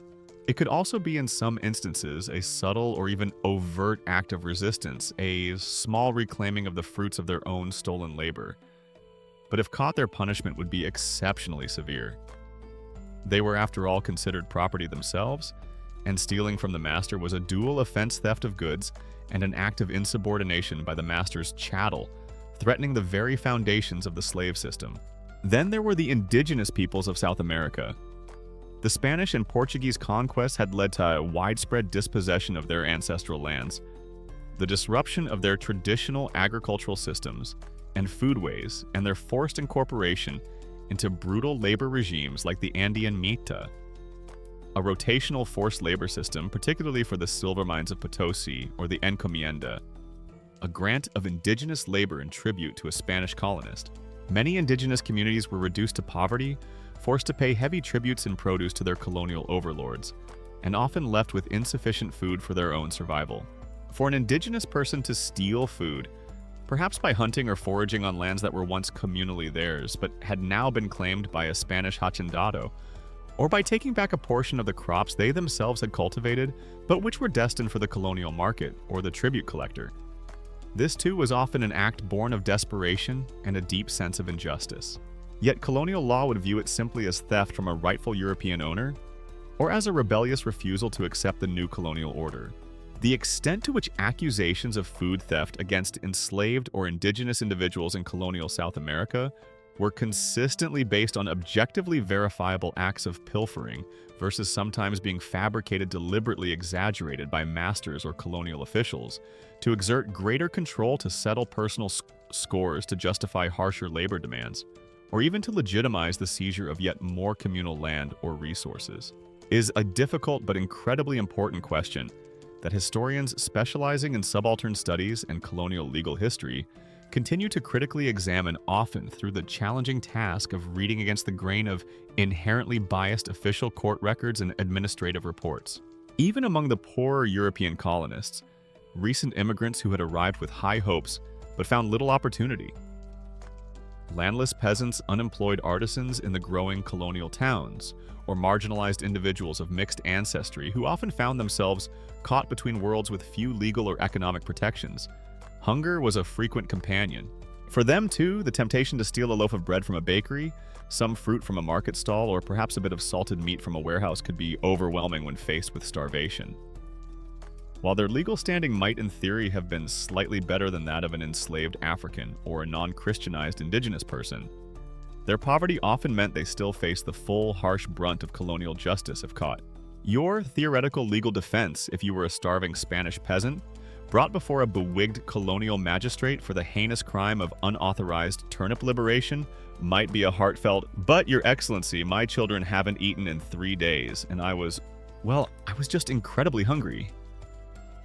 The judge, after a long theatrical sigh and perhaps a delicate sip of imported sherry, paid for indirectly by the very system that was starving, you would probably clear his throat. Consult a very large and dusty legal tome, and then sentence you to 50 lashes for impertinent honesty on top of the original turnip-related charges. Justice was swift, and often remarkably unsympathetic to the concept of an empty stomach. The role of gender in these accusations of food theft is also worth a moment of sleepy contemplation. While men might be more likely to be involved in larger-scale rustling or plantation raids, women, particularly enslaved or impoverished women responsible for feeding their children, were frequently accused of petty pilfering from household stores, kitchens, or marketplaces. Their acts of theft were often directly tied to the immediate, desperate need to provide for their young. The punishments they faced could be just as severe, compounded by their generally more vulnerable legal and social position. It's a truly deeply peculiar and tragic system, Nigeria, where the very people whose labor produced the vast agricultural wealth of the colonies, the sugar, the cacao, the coffee, the grains, the livestock, were often the ones most likely to be systematically starved and then brutally punished for attempting to take back even the smallest portion of that bounty merely to survive. The profile of the accused food thief in colonial South America is therefore not typically one of a hardened criminal or a malicious wrongdoer, but far more often the heartbreaking silhouette of a desperate human being caught in the unforgiving gears of an exploitative and profoundly unequal system.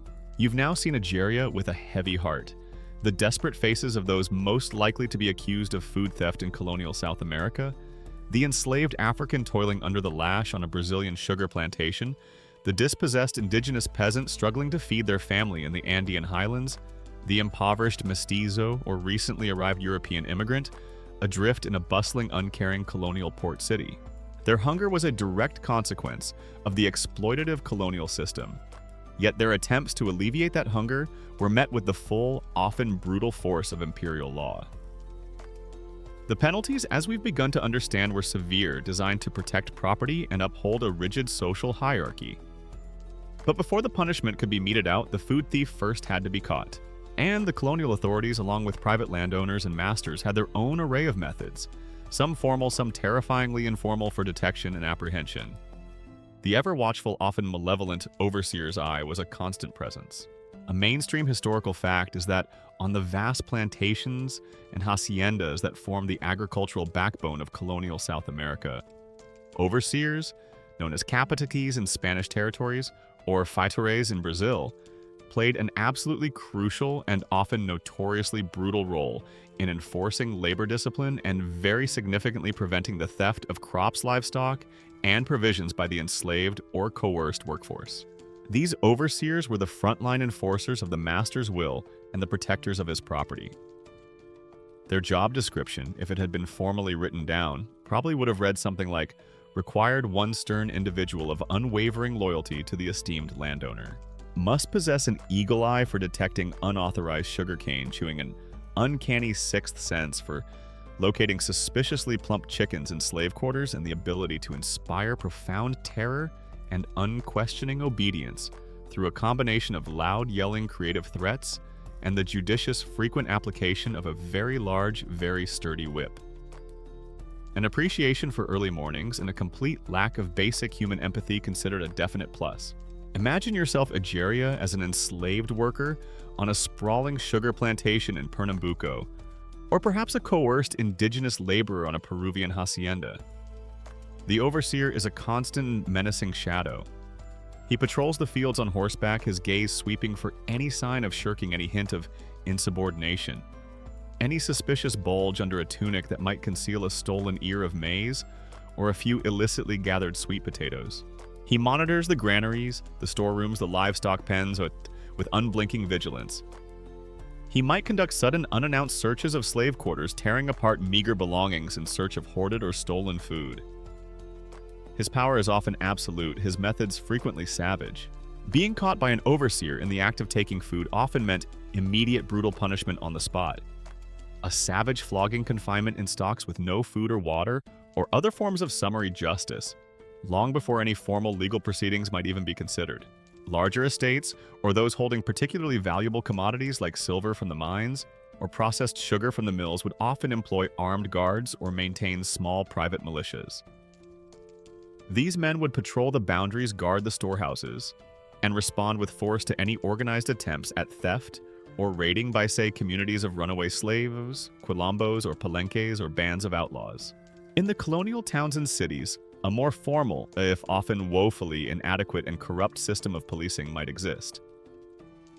In later colonial periods, figures like the Serenos Night Watchman patrolled urban streets, theoretically maintaining order and deterring crime, including theft from marketplaces, shops, and wealthy residences. But their effectiveness, particularly in the sprawling, impoverished barrios where many food thefts driven by desperation occurred, was likely quite limited. Wealthy merchants and homeowners would rely more on their own private guards, sturdy doors, and barred windows. The effectiveness and actual pervasiveness of formally constituted policing structures in colonial South America, particularly in rural areas or on the vast, often remote agricultural estates, versus the much more common reliance on informal community surveillance among property owners at least, and the direct, often brutal, private punitive power wielded by individual masters, overseers, and landowners in detecting and apprehending suspected food thieves is a complex issue. With evidence suggesting a highly variable patchwork system of enforcement that depended heavily on local conditions, the specific nature of the alleged theft, and the social status of both the accuser and the accused. Beyond these more direct methods of surveillance, the very structure of colonial society, with its deep social divisions, its atmosphere of fear, and its encouragement of denunciation, played a significant role in catching food thieves. In a tense, hierarchical society where rewards might be offered for information, or where currying favor with a powerful master or official could bring benefits, informers were common. An enslaved person, perhaps under duress, or hoping for slightly better treatment, might betray a fellow slave who had stolen food. Neighbors in a crowded urban slum, driven by their own hunger or by petty disputes, might denounce someone they suspected of pilfering from the local market. A disgruntled servant might report a theft from their master's pantry. The colonial authorities often actively encouraged such denunciations as a means of social control. If you were feeling particularly mischievous or held a grudge in colonial South America, Algeria, and you wanted to cause some serious trouble for your neighbor, you didn't just anonymously report them for having an untidy front yard or playing their lute too loudly after hours. Oh no. You might discreetly whisper to the local magistrate or the parish priest, "Psst, Your Excellency Don Diego. I happen to observe young Pedro, son of the notoriously shiftless turnip farmer, looking with what I can only describe as excessive and a suspiciously joyful longing at your prize-winning, almost divinely plump mango tree just yesterday. Just saying, that valuable piece of civic-minded information is surely worth at least one slightly less bruised, perhaps slightly smaller mango from my own table, wouldn't you agree?"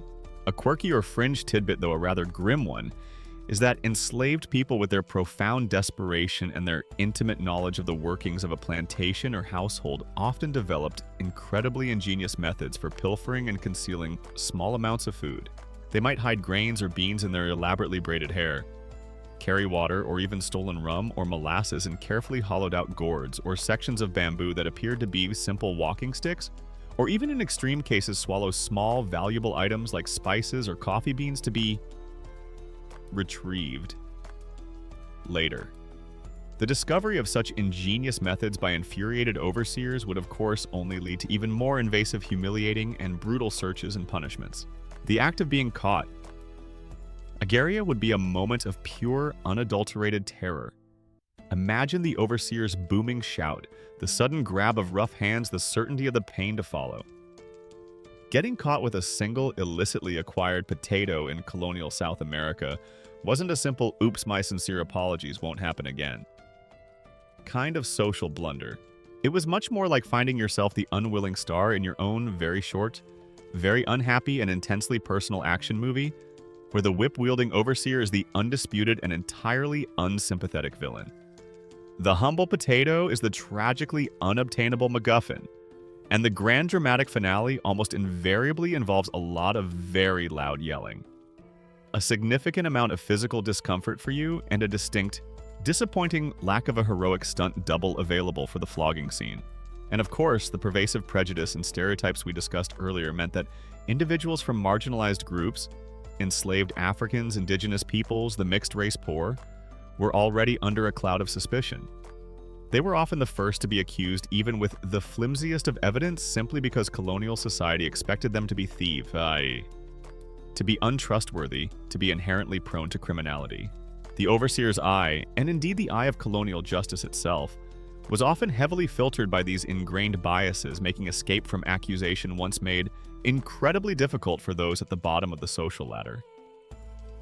The net of colonial surveillance, both formal and informal, was cast wide, and its mesh was particularly fine when it came to guarding the precious food resources that underpinned the entire imperial enterprise.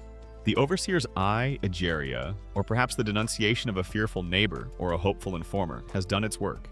You, in your imagined persona as a desperate inhabitant of colonial South America, have been apprehended in the act of or accused of stealing food. That precious life-sustaining commodity that for so many was so tragically out of reach. The immediate, often brutal, on-the-spot justice of a plantation master or an enraged shopkeeper might already have been administered. But what if your case, for whatever reason, proceeds to a more formal, or at least semi-formal level of colonial adjudication? What did a courtroom look like, and what semblance of justice, if any, could a person accused of pilfering a loaf of bread or a few ears of maize actually expect in this rigidly hierarchical and often unforgiving world? Prepare yourself, Algeria, for a legal process that for the vast majority of those accused of food theft, particularly if they were enslaved indigenous or from the impoverished European or mixed-race underclass, was often swift, summary, and heavily weighted against them. A mainstream historical fact is that judicial proceedings for common crimes, like food theft in colonial South America, especially when the accused were from these marginalized groups, frequently lacked what we would consider basic due process. Formal legal protections, access to any kind of effective defense or representation, and the impartial weighing of evidence were often minimal or entirely absent, with judgments delivered quickly and punishments enacted with alarming speed, all reflecting the ingrained power dynamics and deep social hierarchies of the colonial system. a fair trial for food theft in colonial South America if you happen to be, say, an escaped enslaved person caught with a suspiciously plump and clearly not self-acquired chicken. That judicial process usually involved the plantation owner acting as the primary accuser.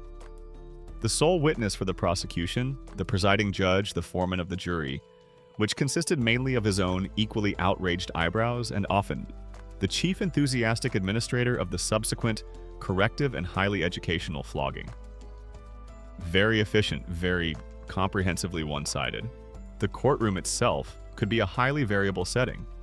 For enslaved individuals on a vast Brazilian sugar ingeno, or a Peruvian silver hacienda, the highest judicial authority they might ever face was their own master, or his appointed overseer or estate administrator. Justice in these cases would be dispensed in the master's house, in the plantation office, or even directly in the fields or slave quarters. A summary judgment often based on little more than the overseer's accusation, followed by immediate, brutal corporal punishment.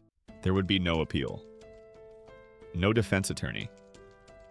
Your court-appointed lawyer in such a scenario would most likely be the slightly confused-looking goat, tied up outside the overseer's hut, who seems about as keenly interested in the finer points of your legal defense as he is in advanced metallurgical principles or existential philosophy. In colonial towns and cities, minor cases of food theft might be brought before a local magistrate such as an alcalde ordinario, a municipal magistrate in Spanish towns, or a juiz ordinario, his Portuguese equivalent, or perhaps dealt with by the cabildo, the town council in Spanish territories, or the Câmara Municipal in Brazil. These proceedings would have a slightly more formal veneer. There might be a designated courthouse or administrative building, a robed magistrate, a clerk taking perhaps rather selective notes. But even here, for petty offenses committed by individuals of low social standing, the process was often summary. The accused would be brought in, the accusation read, perhaps a witness or two would speak usually for the prosecution, and the magistrate would deliver his judgment often within a matter of hours, if not minutes. The degree to which colonial judicial officials in South America genuinely attempted to apply the often complex and theoretically quite protective aspects of Iberian metropolitan law, like certain provisions within the Leyes de Indias or the Ordenações Filipinas, in relatively minor cases involving marginalized individuals accused of everyday crimes like food theft, versus routinely prioritizing the swift maintenance of public order and the unambiguous protection of elite property interests through quick, exemplary, and often quite harsh punishment, is a critical area of ongoing historical research and debate, scrutinizing the gap between legal theory and lived reality in the colonial world. What about evidence? In a society without forensic science, evidence in food theft cases often relied heavily on eyewitness testimony, which could be biased, mistaken, or even malicious, or the accused of being caught in possession of the stolen goods. Confessions were highly valued, but these could sometimes be extracted under duress, through intimidation, or even through the application of torture. Although formal judicial torture was usually reserved for more serious crimes, or during the investigation of major conspiracies, rather than for a simple case of a stolen loaf of bread.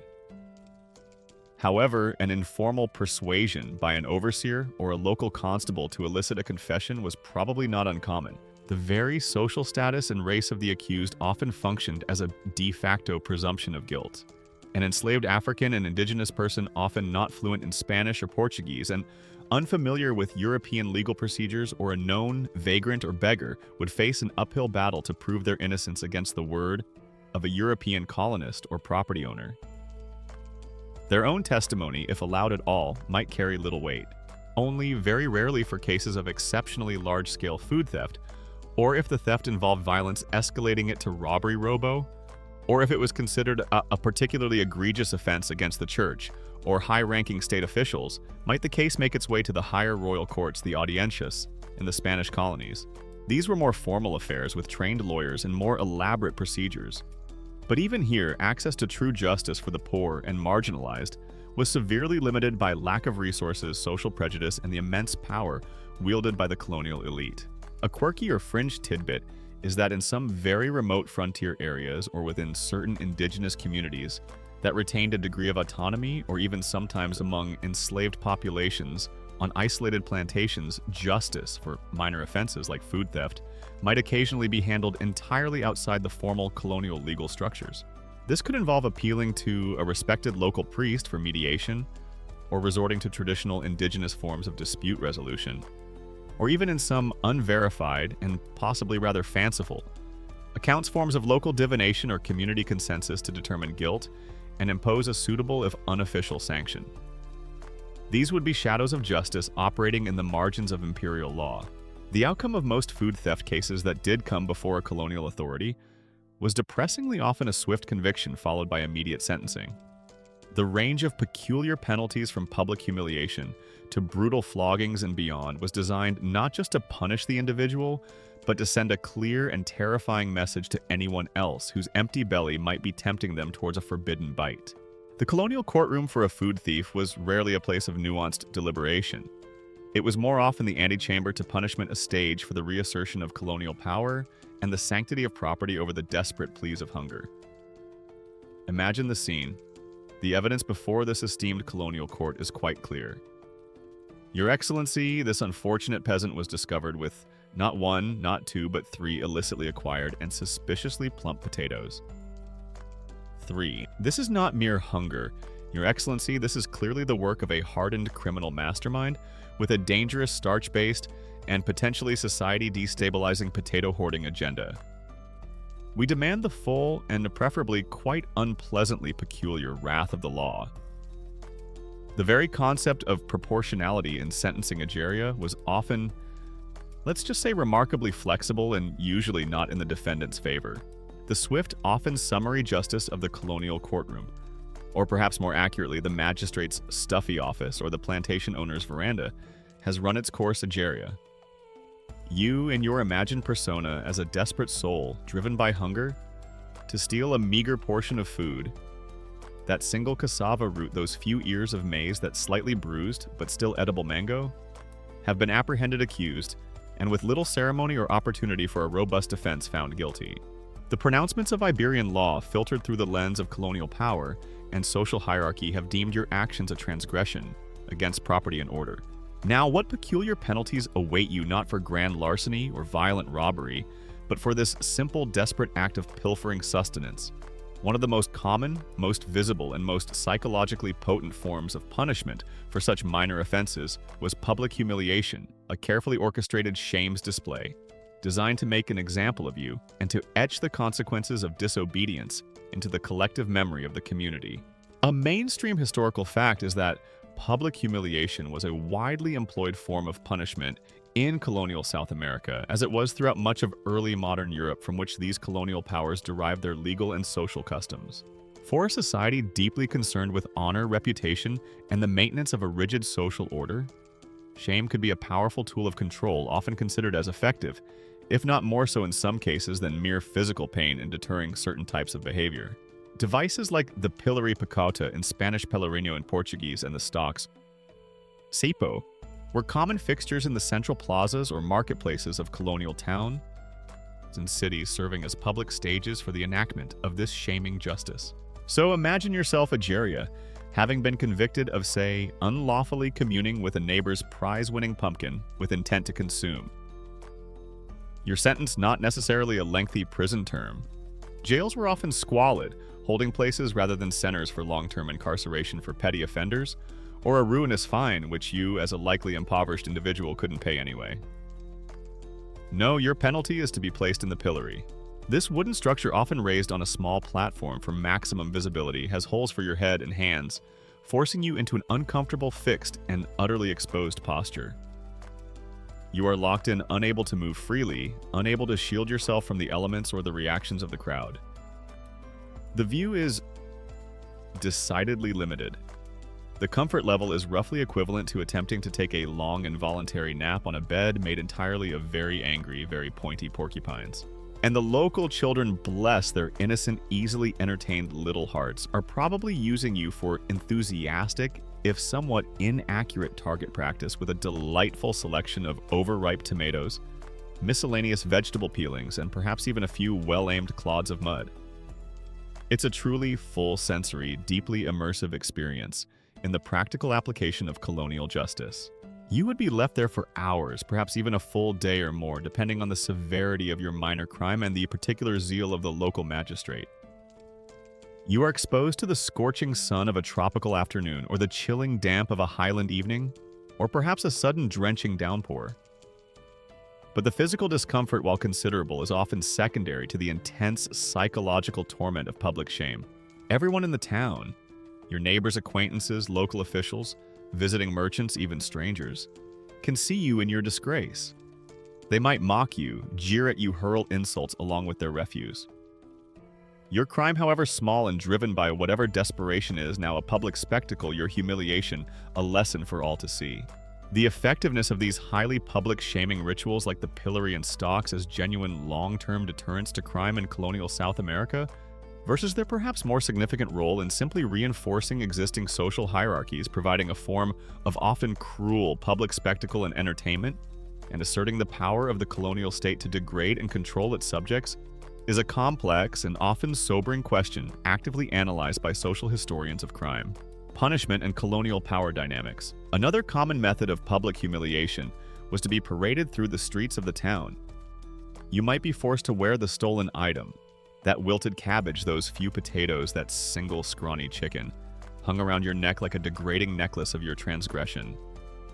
Sometimes a sign crudely lettered with your offense would be placed upon you, as you are marched through the dusty or muddy thoroughfares, perhaps barefoot. And in ragged clothing, a town crier, a pregonero, might walk ahead of you, his voice booming out your name and your crime for all to hear his pronouncements, often laced with derisive commentary. Oyes, oyes, oyes. He might bellow, thoroughly enjoying his moment of civic importance. Behold, good citizens of Cartagena or Lima or Bahia, as the case may be, gaze upon the villainous cabbage bandit of our fair city, caught red-handed in the act of purloining 3 perfectly good, if slightly undersized heads of said vegetable from the esteemed garden of Doña Isabella. Let their leafy shame be a warning to you all. You meanwhile, Egeria, probably just want the earth to open up and swallow you whole, or perhaps for a sudden, very localized, cabbage-specific earthquake to create a suitable diversion. You briefly consider a dramatic career change to hermit living in a very remote, entirely cabbage-free cave, where public declarations of minor vegetable-related infractions are simply not a thing. A quirky or fringe tidbit is that sometimes the shaming rituals could be even more specific and theatrically tailored to the crime or the individual. If you stole a pig, for instance, you might in some locales be forced to wear a pair of crudely fashioned pig ears or a pig's snout while confined in the pillory, or even be made to walk on all fours for a time, adding an extra layer of animalistic degradation to your punishment. Local wits and balladeers might even compose impromptu satirical songs or verses mocking your plight and ensuring your infamy lingered long after the physical discomfort had faded. The purpose of all this, beyond simple retribution, was manifold. It was a powerful deterrent, certainly. Witnessing the public degradation of a fellow community member for even a minor theft would make others think twice. It reinforced social norms and the sanctity of property rights, constantly reminding the populace of the boundaries of acceptable behavior. And significantly, it was a tool of social control, a way of keeping marginalized populations in their place, reminding them of their subordinate status and the swift, visible consequences of any challenge, however small, to the established colonial order. The impact on you, the individual subjected to such public humiliation, would be devastating and long-lasting. The physical pain of flogging might heal, but the sting of public shame, the social ostracism, the difficulty of regaining your reputation and finding acceptance within your community could endure for years, if not a lifetime. After a delightful and character-building afternoon spent locked in the town stocks, and Egeria, you're not just suddenly free to go about your business as if nothing happened. Oh no. You're now free to go about your business with the newly acquired and rather difficult to shake social status of that person who got very publicly stuck in the stocks for attempting to illegally appropriate 3 slightly past their prime turnips.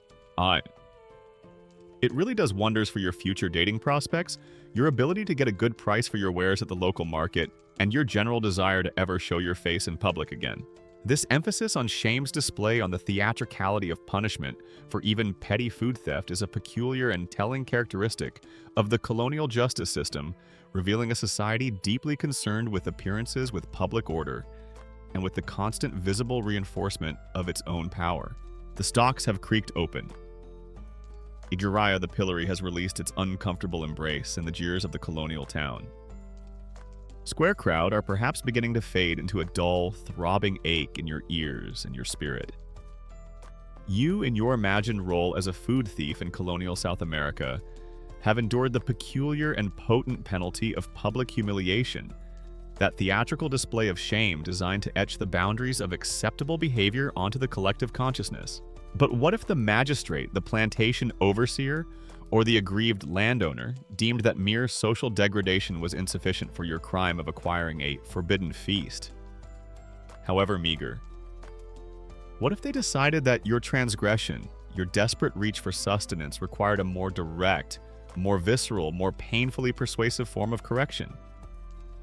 Then, Egeria, you would likely face the brutal reality of corporal punishment, and specifically the sharp, stinging bite of the lash.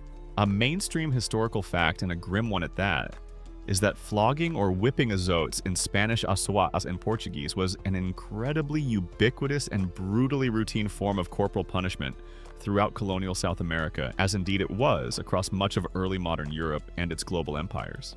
It was the colonial authorities' go-to multi-purpose disciplinary tool applied with depressing frequency for a vast spectrum of offenses, from minor acts of disobedience and petty theft very much, including food theft, to more serious crimes, and with particular systemic savagery as a primary instrument for controlling and terrorizing enslaved African populations and subjugated indigenous laborers. In colonial South America, it often seemed like the official response to almost any perceived minor infraction, from looking at an overseer the wrong way to accidentally dropping a valuable clay pot, or perhaps even just humming a slightly too cheerful and therefore suspiciously unsubservient tune while mending fishing nets, was invariably, this situation clearly calls for, yes, you guessed it, significantly more flogging. Imagine yourself, Egeria, having been caught with that illicitly acquired handful of maize or that liberated piece of cassava. If public shaming in the stocks wasn't deemed sufficient, or if you were an enslaved person for whom such leniency was rarely considered your next stop, might well be the whipping post. This could be a sturdy wooden post erected in the public plaza, the courtyard of a government building, or on a plantation or hacienda, a designated tree or structure within the estate, often chosen for its visibility. The ritual of flogging was frequently, though, not always a public spectacle designed like the pillory to maximize its deterrent effect on any onlookers. The process itself was one of calculated degradation and intense physical pain. You would likely be stripped at least to the waist, exposing your back to the lash. Your hands might be tied to the post above your head, or you might be forced to bend over a whipping block or barrel, rendering you immobile and vulnerable. Then the instrument of punishment would be brought forth. This could vary. Sometimes it was a heavy leather whip, the kind that could raise welts with a single stroke. Other times it might be a cat-o'-nine-tails with multiple knotted cords designed to inflict maximum pain and laceration. Or it could be simpler, but no less brutal implements like sturdy rods, canes, or even lengths of tough, dried vine. The person administering the punishment, perhaps an official executioner or verdugo in larger town, a plantation overseer or fighter on an estate, or even a soldier or town guard, would then lay into your bared back with practiced, often merciless efficiency. The number of lashes was usually prescribed by the sentencing authority, the magistrate, the master, the overseer. For a relatively minor food theft by a free but impoverished person, it might be 10, 20, or perhaps 50 lashes a number, sufficient to cause significant pain, bleeding, and bruising, but not necessarily intended to be fatal. Though infection in the aftermath was always a grave risk in an era before antibiotics. For an enslaved person caught stealing food, however, the number of lashes could be far higher, 100, 200, or even more, often delivered with a ferocity intended not just to punish, but to terrorize, to break the spirit, and to serve as an unforgettable warning to every other enslaved individual who might even contemplate a similar act of defiance. The physical reality of this punishment, Egeria, would have been excruciating. The searing pain of each blow, the tearing of skin, the flow of blood, the subsequent agony of infected wounds, and the permanent scars that would serve as a lifelong reminder of your transgression. Beyond the immediate physical torment, there was the profound psychological trauma, the terror leading up to the flogging, the utter helplessness and degradation during the act itself, and the lingering shame and fear afterwards. So you snuck what the authorities might dramatically term a forbidden feast, of, say, 3 slightly undersized but undeniably stolen potatoes because you hadn't eaten in 2 days. The colonial authorities, in their infinite wisdom and commitment to upholding the sanctity of Don Rodrigo's potato patch, might then graciously offer you a complimentary tasting menu of their finest locally sourced cat o' nine tails, typically served with a generous side order of public humiliation. A large dollop of "don't you ever even think about looking sideways at a potato again." Or next time it's 50 lashes and a forced apprenticeship as a scarecrow. And absolutely no dessert. It was a culinary exchange program you most definitely did not want to sign up for. Historians continue to analyze the grimly dual function of public flogging in the social and legal landscape of colonial South America. Whether its primary stated aim was truly the physical chastisement and correction of the individual offender, with a view to their unlikely moral reform, or if its far greater and more insidious significance lay in its highly theatrical, ritualized performance of absolute state and masterly power. How it was designed to systematically intimidate and control the broader subjugated populations of enslaved Africans and indigenous peoples through the calculated and unforgettable application of exemplary physical terror. A quirky or fringe tidbit is that in some colonial settings, specific locations became notorious as whipping posts, their very presence a constant silent threat. The public spectacle of flogging could disturbingly draw crowds, becoming a grim form of public entertainment or what was perceived as moral instruction for the masses. Some surviving colonial records or chronicles even occasionally detail the specific types of whips favored by particularly notorious overseers, or even attempt to create informal tariffs or customary scales of lashes for specific minor offenses, a chillingly bureaucratic approach to the administration of brutality. The colonial authorities and the European elite, whose property and power they protected, largely subscribed to the theory that witnessing someone else get vigorously and often bloodily flogged for, say, stealing a single turnip from the master's private vegetable garden would instantly and permanently extinguish any latent desire within you to engage in similar acts of illicit root vegetable acquisition. In reality, while the fear was undoubtedly a powerful deterrent for many, for those pushed to the absolute brink by starvation, it probably just made them significantly more cunning, more desperate, and a lot better at not getting caught the next time they were truly existentially hungry for a turnip. The lash's bite was a brutal, ever-present reality in the world of colonial food thieves. A sharp, stinging reminder of where power truly lay.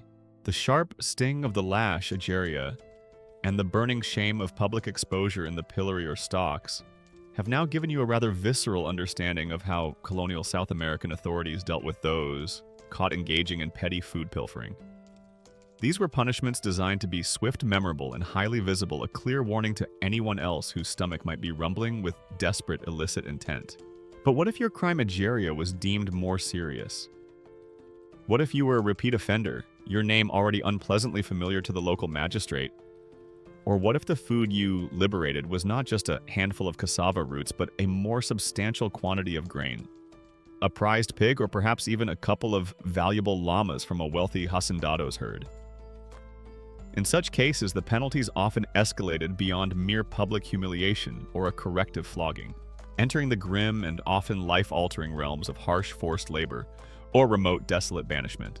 A mainstream historical fact is that in colonial Spanish and Portuguese America, individuals convicted of a wide variety of crimes, certainly including significant or repeated theft of food or other goods, were frequently sentenced to long, arduous terms of forced labor. This wasn't just about punishment, it was also about exploiting a cheap captive workforce for the benefit of the colonial economy and the imperial state. So you've unfortunately graduated from being a minor, opportunistic turnip pilferer to perhaps a slightly more ambitious, semi-professional, unauthorized goat acquisition specialist. Your sentencing options now undergo a rather significant and decidedly unpleasant upgrade. The local magistrate, after a brief, probably rather one-sided trial, might clear his throat, adjust his slightly askew powdered wig, and declare, "For your repeated and flagrant disregard for the sanctity of Don Rodrigo's goat population, the court sentences you to Option A, a delightful, all-expenses-paid multi-year working vacation in the glamorous, world-renowned silver mines of Potosi, featuring absolutely stunning subterranean scenery and complimentary lifelong lung diseases. Or perhaps option B, a deeply fulfilling artisanal craft retreat in a lovely, entirely windowless auberge, where you can joyfully weave coarse woolen textiles for approximately 18 hours a day until your fingers bleed or your spirit completely gives out. Do choose your preferred path to state-sponsored doom, my dear fellow. Or more likely, we'll just choose for you. Condemnation to the mines was for many a virtual death sentence. The silver mines of Potosi in Upper Peru, modern Bolivia, or Zacatecas in Mexico. Though our focus is South America. Potosi is the prime example, and the gold mines of Minas Gerais in Brazil, or parts of New Granada, modern Colombia, were infamous for their horrific working conditions. Imagine yourself Egeria, forced deep into the bowels of the earth, into dark, narrow, dangerously unstable tunnels, often with little to no ventilation. You would be toiling for incredibly long hours, engaged in back-breaking labor, hacking at rock faces with primitive tools, carrying immensely heavy loads of ore up rickety ladders, all in stifling heat or freezing cold, depending on the altitude and depth of the mine. The air would be thick with dust, the constant threat of tunnel collapses or explosions ever present. And then there was the mercury poisoning. In silver mining, mercury was often used in the amalgamation process to extract the precious metal from its ore. The laborers, including many convicted food thieves sentenced to mine work, were exposed to toxic mercury vapors, leading to debilitating illnesses, neurological damage, and a slow, agonizing death. The mortality rates in these colonial mines were appallingly high. The good news, if you could call it that, about being sentenced to the Potosi silver mines for perhaps stealing a few too many sacks of quinoa to feed your starving village, you probably wouldn't have to worry about food theft ever again. The bad news, you probably wouldn't have to worry about much of anything else for very long either. It was a remarkably effective, if somewhat brutally final solution to the problem of repeat offending. Another common destination for those sentenced to forced labor was the auberge or textile workshop. These were essentially early factories, often operating under prison-like conditions where indigenous laborers, debtors, and convicted criminals, including food thieves, were forced to spin thread and weave cloth, usually coarse woolen or cotton textiles, for the colonial market. The hours were incredibly long, the work monotonous and physically demanding. The overseers often brutal, and the pay, if any, non-existent or barely enough to cover a meager food ration. You might be locked into the auberge for years, your life reduced to the endless, mind-numbing rhythm of the loom or the spinning wheel. The extent to which this entire system of penal forced labor in colonial South America was primarily intended as a straightforward judicial mechanism for punishing crime and, perhaps in some optimistic colonial theories, reforming offenders through hard work versus being in harsh reality, a thinly veiled and ruthlessly efficient, economically driven institution for coercing a cheap, expendable, and easily controlled workforce for the most dangerous, undesirable, and yet highly profitable colonial enterprises like precious metal mining or mass textile production is a critical and often deeply disturbing area of ongoing study for historians of labor law and the brutal economics of colonialism. Beyond forced labor in mines or workshops, exile or banishment, Destero was another severe penalty that could be imposed particularly for individuals deemed troublesome repeat offenders or those whose food theft was seen as part of a larger pattern of social disorder. You might be sentenced to be transported to a remote, inhospitable frontier presidio, a fortified military outpost on the edge of explored territory, to a desolate penal island, or simply banished from your home region and forced to wander as an outcast. Congratulations, my dear Egeria, the colonial magistrate might declare with a flourish of his quill, for your persistent and unrepentant enthusiasm regarding your neighbor's prize-winning and now sadly depleted manioc patch. The court has decided to grant you a unique opportunity for personal growth and geographical exploration. You are hereby banished for a period of no less than 10 years to the delightful mosquito-infested and entirely uncharted swamp, located approximately 300 miles up that rather crocodile-rich river on the very edge of nowhere useful. Don't forget to write. Though one must admit regular mail service to your new picturesque and almost certainly entirely uninhabited address is understandably a bit spotty these days. Such banishment was not just a physical removal, it was a form of social death, cutting you off from your family, your community, your ancestral lands, and any familiar means of support, often with dire consequences for survival. A quirky or fringe tidbit is that some sentences of forced labor in mines or presidios or terms of exile were sometimes for incredibly specific, almost bizarrely precise long terms like 10 years and 1 day or 7 years, 3 months, and 2 weeks. The 1 day or the extra few weeks might have had some obscure legal or symbolic significance in Iberian law.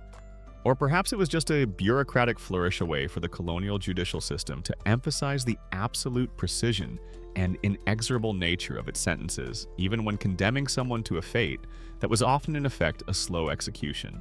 The decision to impose these harsher penalties, the years of crushing labor in a Potosi mine, the soul-destroying confinement of an Oberoi, the desolate isolation of exile, would typically come from higher colonial courts like the Audiencias, or from powerful regional governors for crimes deemed too serious for just a local flogging.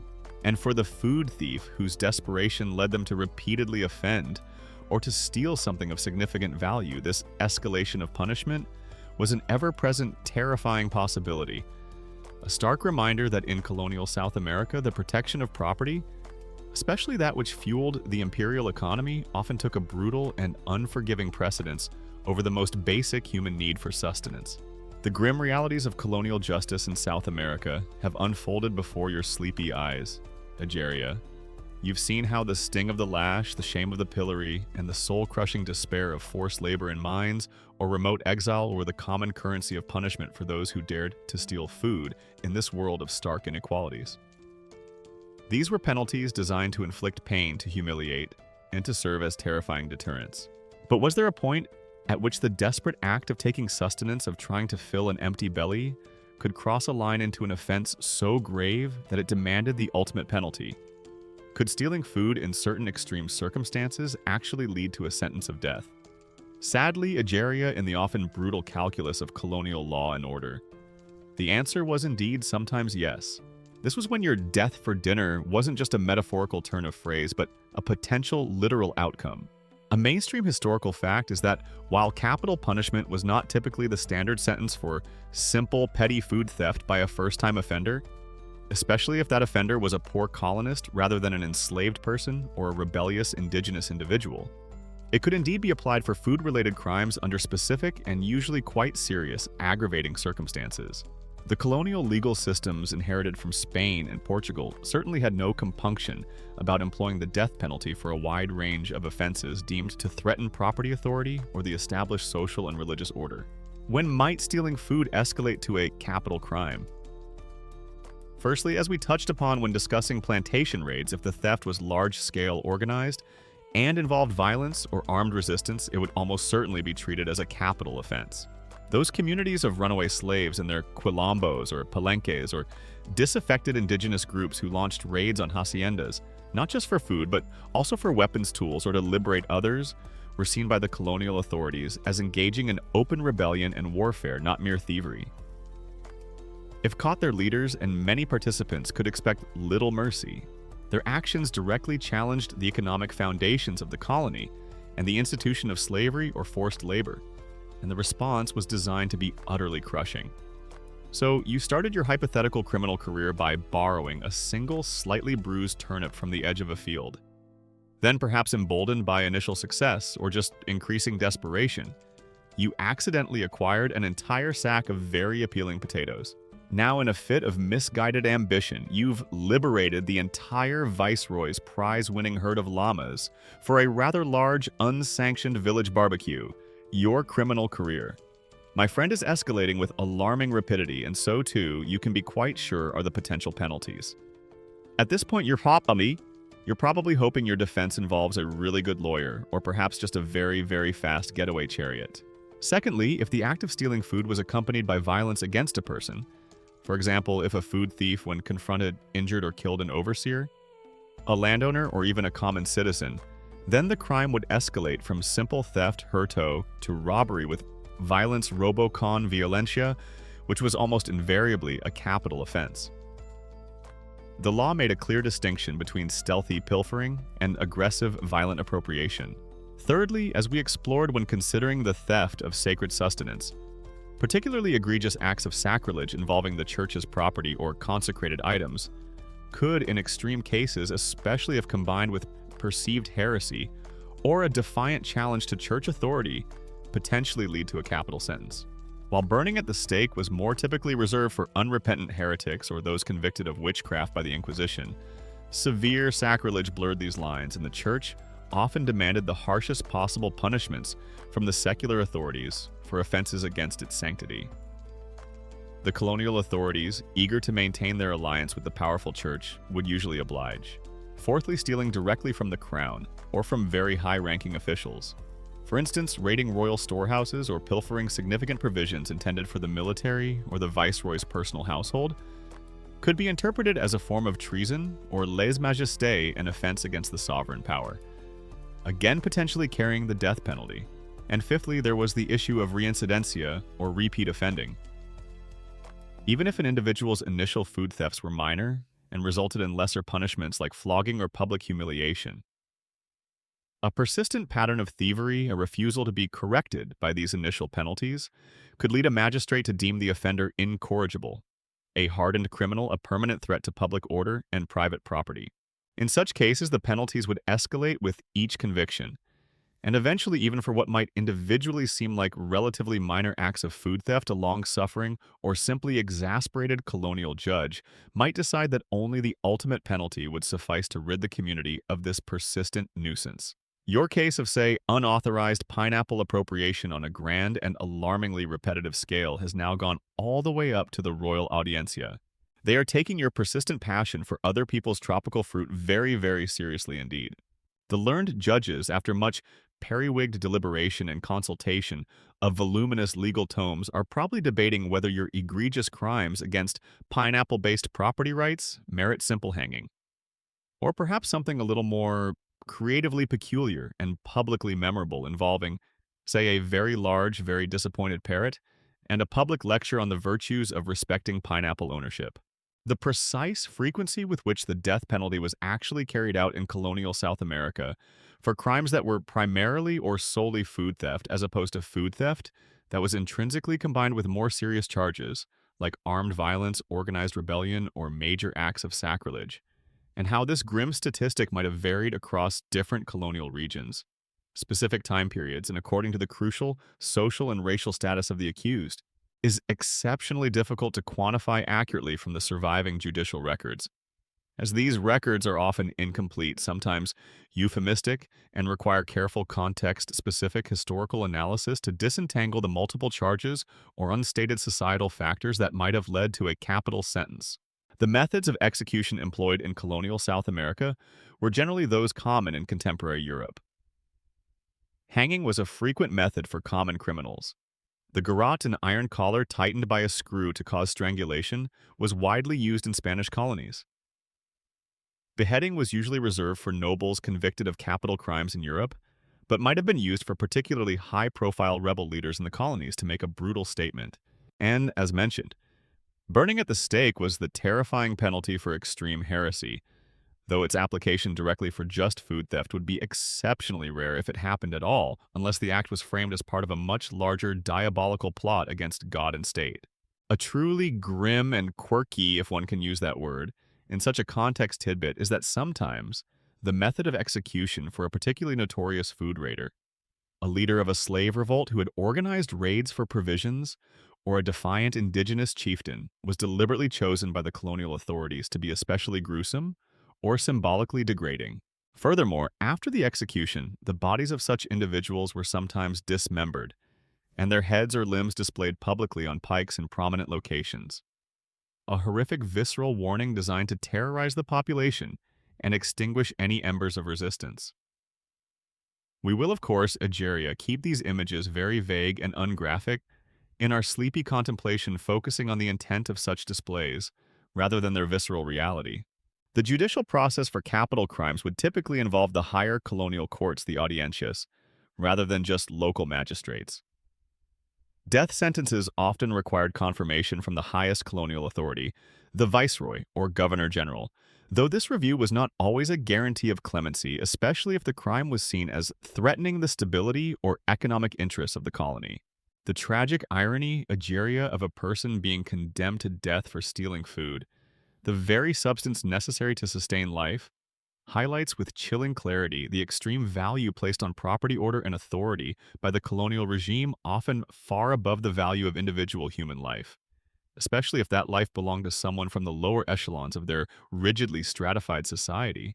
The colonial authorities, one suspects, firmly believed that the most effective way to ensure no one ever again even contemplated the unauthorized acquisition of, say, the local bishop's prize-winning, divinely blessed honeycakes was to make an incredibly public, undeniably final, and terrifyingly, don't even think about looking at the crumbs kind of example of the last unfortunate soul who did. Effective perhaps in its brutality, if a rather extreme and deeply tragic solution for what was often just a simple case of a desperate craving for dessert, or more likely a desperate craving to just stay alive. The grim prospect of death itself.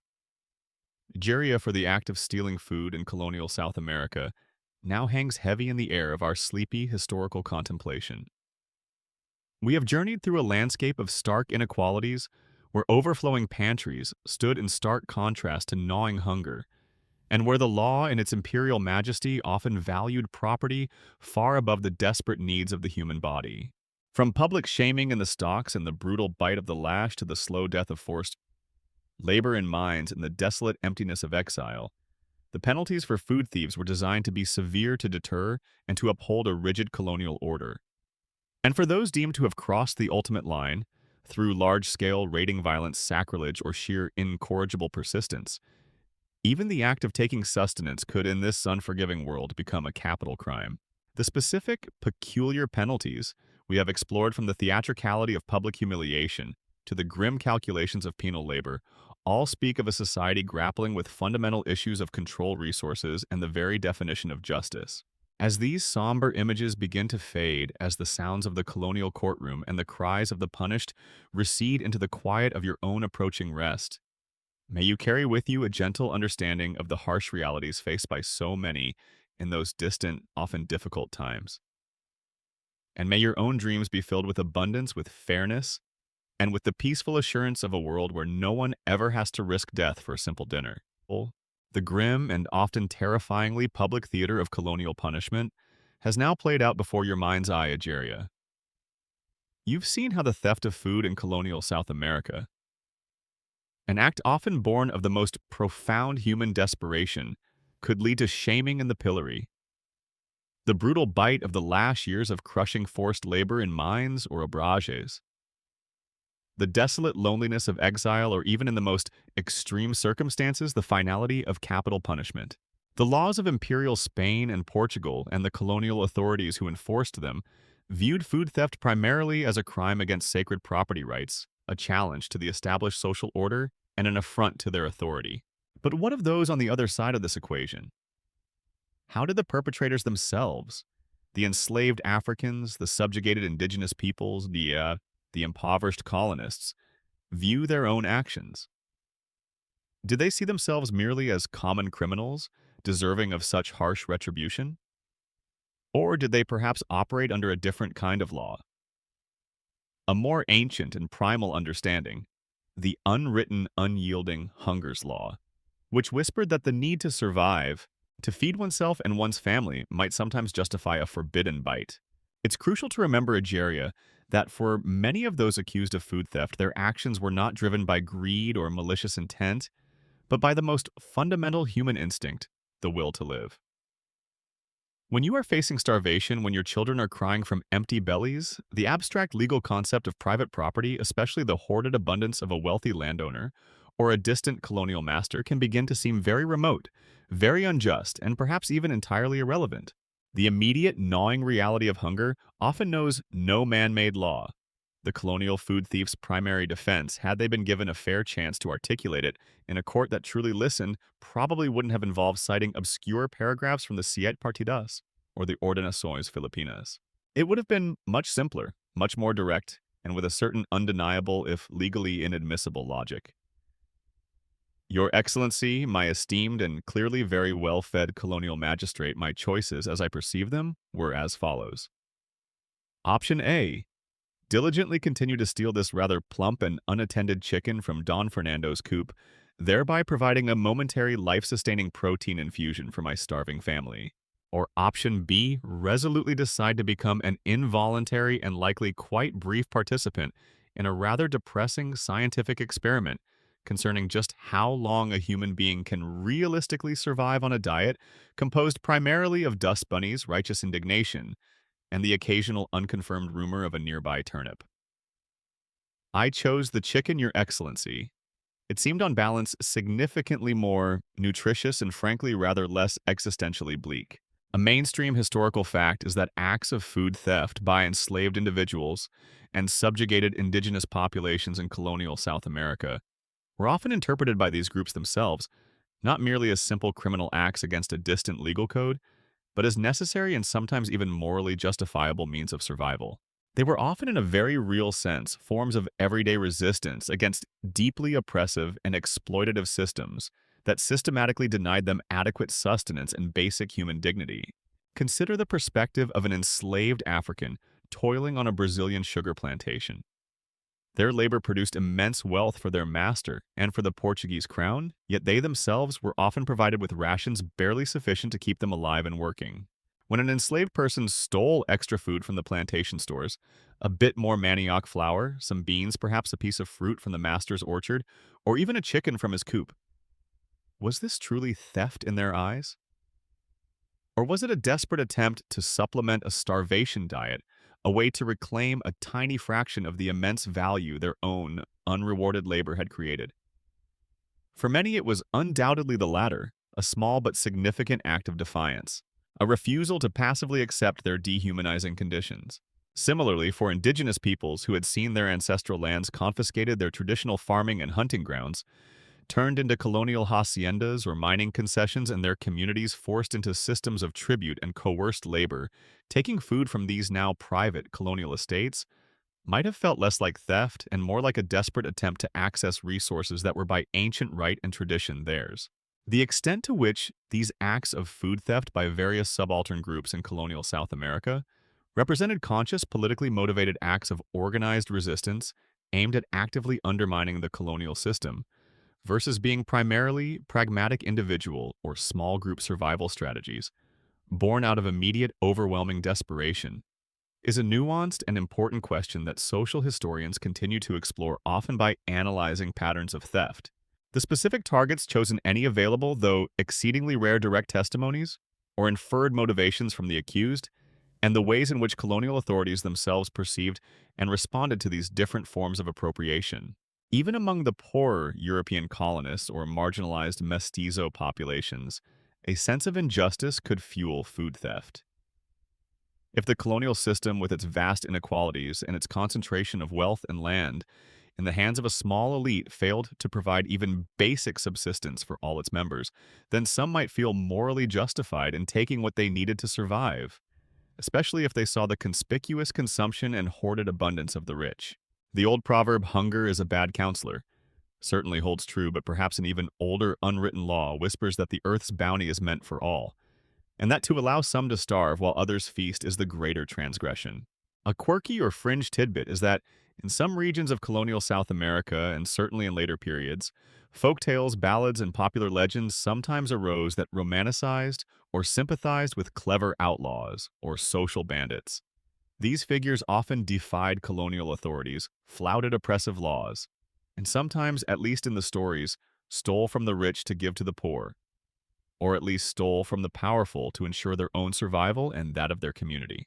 While these are often later, more romanticized constructions, they can hint at a popular counter-narrative, a lingering folk memory that didn't always align with the official legal condemnation of all forms of theft.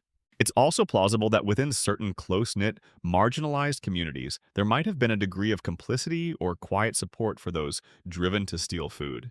Neighbors might turn a blind eye, stolen goods might be discreetly shared, or individuals might offer shelter to someone fleeing an overseer or a magistrate, especially if the victim of the theft was a particularly despised landowner or a corrupt official. If you, Egeria, in your imagined persona as a starving peasant, managed to liberate a few of the notoriously wealthy and famously stingy Don Esteban's prize-winning mangoes, the ones he usually just let rot on the tree rather than share with the less fortunate, the local villagers probably weren't rushing to form a posse and turn you in. They were much more likely to discreetly inquire, "Oh, young Pedro borrowed a few of Don Esteban's famously inaccessible mangoes again, did he? Excellent. Do tell him we hope he shares. Those magnificent mangoes are entirely wasted on that old miser anyway. And besides, his great-grandfather probably stole the land they grow on from our ancestors in the first place." This hunger's law, then this primal justification of taking what is needed to survive, existed in a constant uneasy tension with the formal punitive laws of the colonial state. It rarely found expression in the courtroom where the voice of the accused was often silenced or dismissed, but it undoubtedly lived in the hearts and minds of many who found themselves on the wrong side of those formidable legal codes. A silent, desperate counterpoint to the colonial insistence on the absolute sanctity of property, even when that property was food and the alternative was starvation. The forbidden bite in such circumstances might have felt less like a crime and more like an assertion of the fundamental right to exist. You have now journeyed Egeria through the grim yet revealing landscape of crime and punishment in colonial South America, focusing on that most desperate of acts, the theft of food. You've seen how the grand legal codes of empire defined such deeds, how hunger often provided the grim motivation, and how a terrifying array of peculiar penalties, from public shaming in the stocks and the brutal bite of the lash to the slow death of forced labor in mines and the ultimate finality of execution, were deployed to protect property and uphold a rigid social order. We've also considered hunger's law, that unspoken primal justification that might have echoed in the hearts of those who took a forbidden bite simply to survive. Now, as our sleepy historical exploration draws to its close, we must reflect on the enduring echoes of this colonial past, on how these ancient attitudes towards food power and punishment have left their lasting, often deeply troubling imprint on the societies that emerged in their wake. The formal colonial era in South America, with its Spanish viceroys and Portuguese governors general, eventually came to an end largely in the early 19th century, through a series of bloody and protracted wars of independence. New nations were born filled with ideals of liberty, sovereignty, and at least in theory, a more just social order. Flags were changed, new constitutions were written, and statues of European monarchs were perhaps enthusiastically toppled in town squares, possibly in the very same plazas where food thieves were once pilloried. But did the deeply entrenched structures of inequality, the ingrained attitudes towards property, and the power dynamics surrounding who controlled and who lacked access to basic sustenance simply vanish with the departure of the last colonial administrators? Alice Ageria, historical hangovers can be notoriously long-lasting and stubbornly resistant to purely political cures. The colonial era might have officially ended with a flurry of patriotic declarations and some very impressive newly designed national flags. But those old, deeply ingrained attitudes about who deserved to eat the fancy imported olives and who was generally expected to make do with, well, perhaps the slightly less appealing leftover olive pits, those unfortunately often demonstrated a remarkable and rather depressing persistence for centuries to come. A mainstream historical fact is that the profoundly entrenched social and economic inequalities that were meticulously established during the long colonial period in South America, particularly those concerning the highly unequal distribution of land ownership and the vastly differential access to essential resources, had a profound and lasting impact on the subsequent development of post-colonial societies. These colonial legacies have contributed significantly to ongoing historical challenges related to endemic poverty, social injustice, political instability, and persistent food insecurity in many regions of the continent, even into our modern era. Consider the vast agricultural estates, those haciendas and fazendas that were the backbone of colonial wealth, often built upon dispossessed indigenous lands and worked by coerced or enslaved labor. While independence might have changed the nationality of the landowners or the precise legal framework governing labor, the fundamental structure of large land holdings, latifundia controlled by a small elite, with a large, often landless rural population struggling for subsistence, persisted in many areas for generations, if not centuries. This in turn meant that access to land to grow one's own food, or access to fairly paid agricultural work that could provide enough to feed a family, remained a critical and often contentious issue. The old colonial crime of trespassing to forage for wild foods or stealing a few crops from the edge of a vast estate simply to avoid starvation might find new expression and new forms of legal or extra-legal repression in the post-colonial landscape. The extent to which post-colonial legal reforms and state-building efforts in the newly independent South American nations genuinely succeeded in dismantling or merely superficially reconfigured the underlying colonial-era power structures that had historically criminalized poverty and systematically limited access to essential resources like food and land for marginalized indigenous Afro-descendant and peasant populations, is a critical and often painful area of ongoing debate and reassessment among historians, sociologists, political scientists, and legal scholars across the continent. The new national laws might have spoken of equality and citizens' rights, but the lived reality for many at the bottom of the social hierarchy often remained one of vulnerability and a desperate struggle for daily bread. The very power dynamics surrounding food, who controls its production, its distribution, its price, and who suffers when it is scarce, continue to be a central theme in the social and political life of many South American nations. Debates over land reform, agricultural policy, access to markets, fair wages for farm workers, the rights of indigenous communities to their ancestral territories, and traditional foodways and the challenges of ensuring national food security in a globalized economy. All these modern concerns carry within them the deep, often unacknowledged echoes of those colonial-era struggles over sustenance and survival.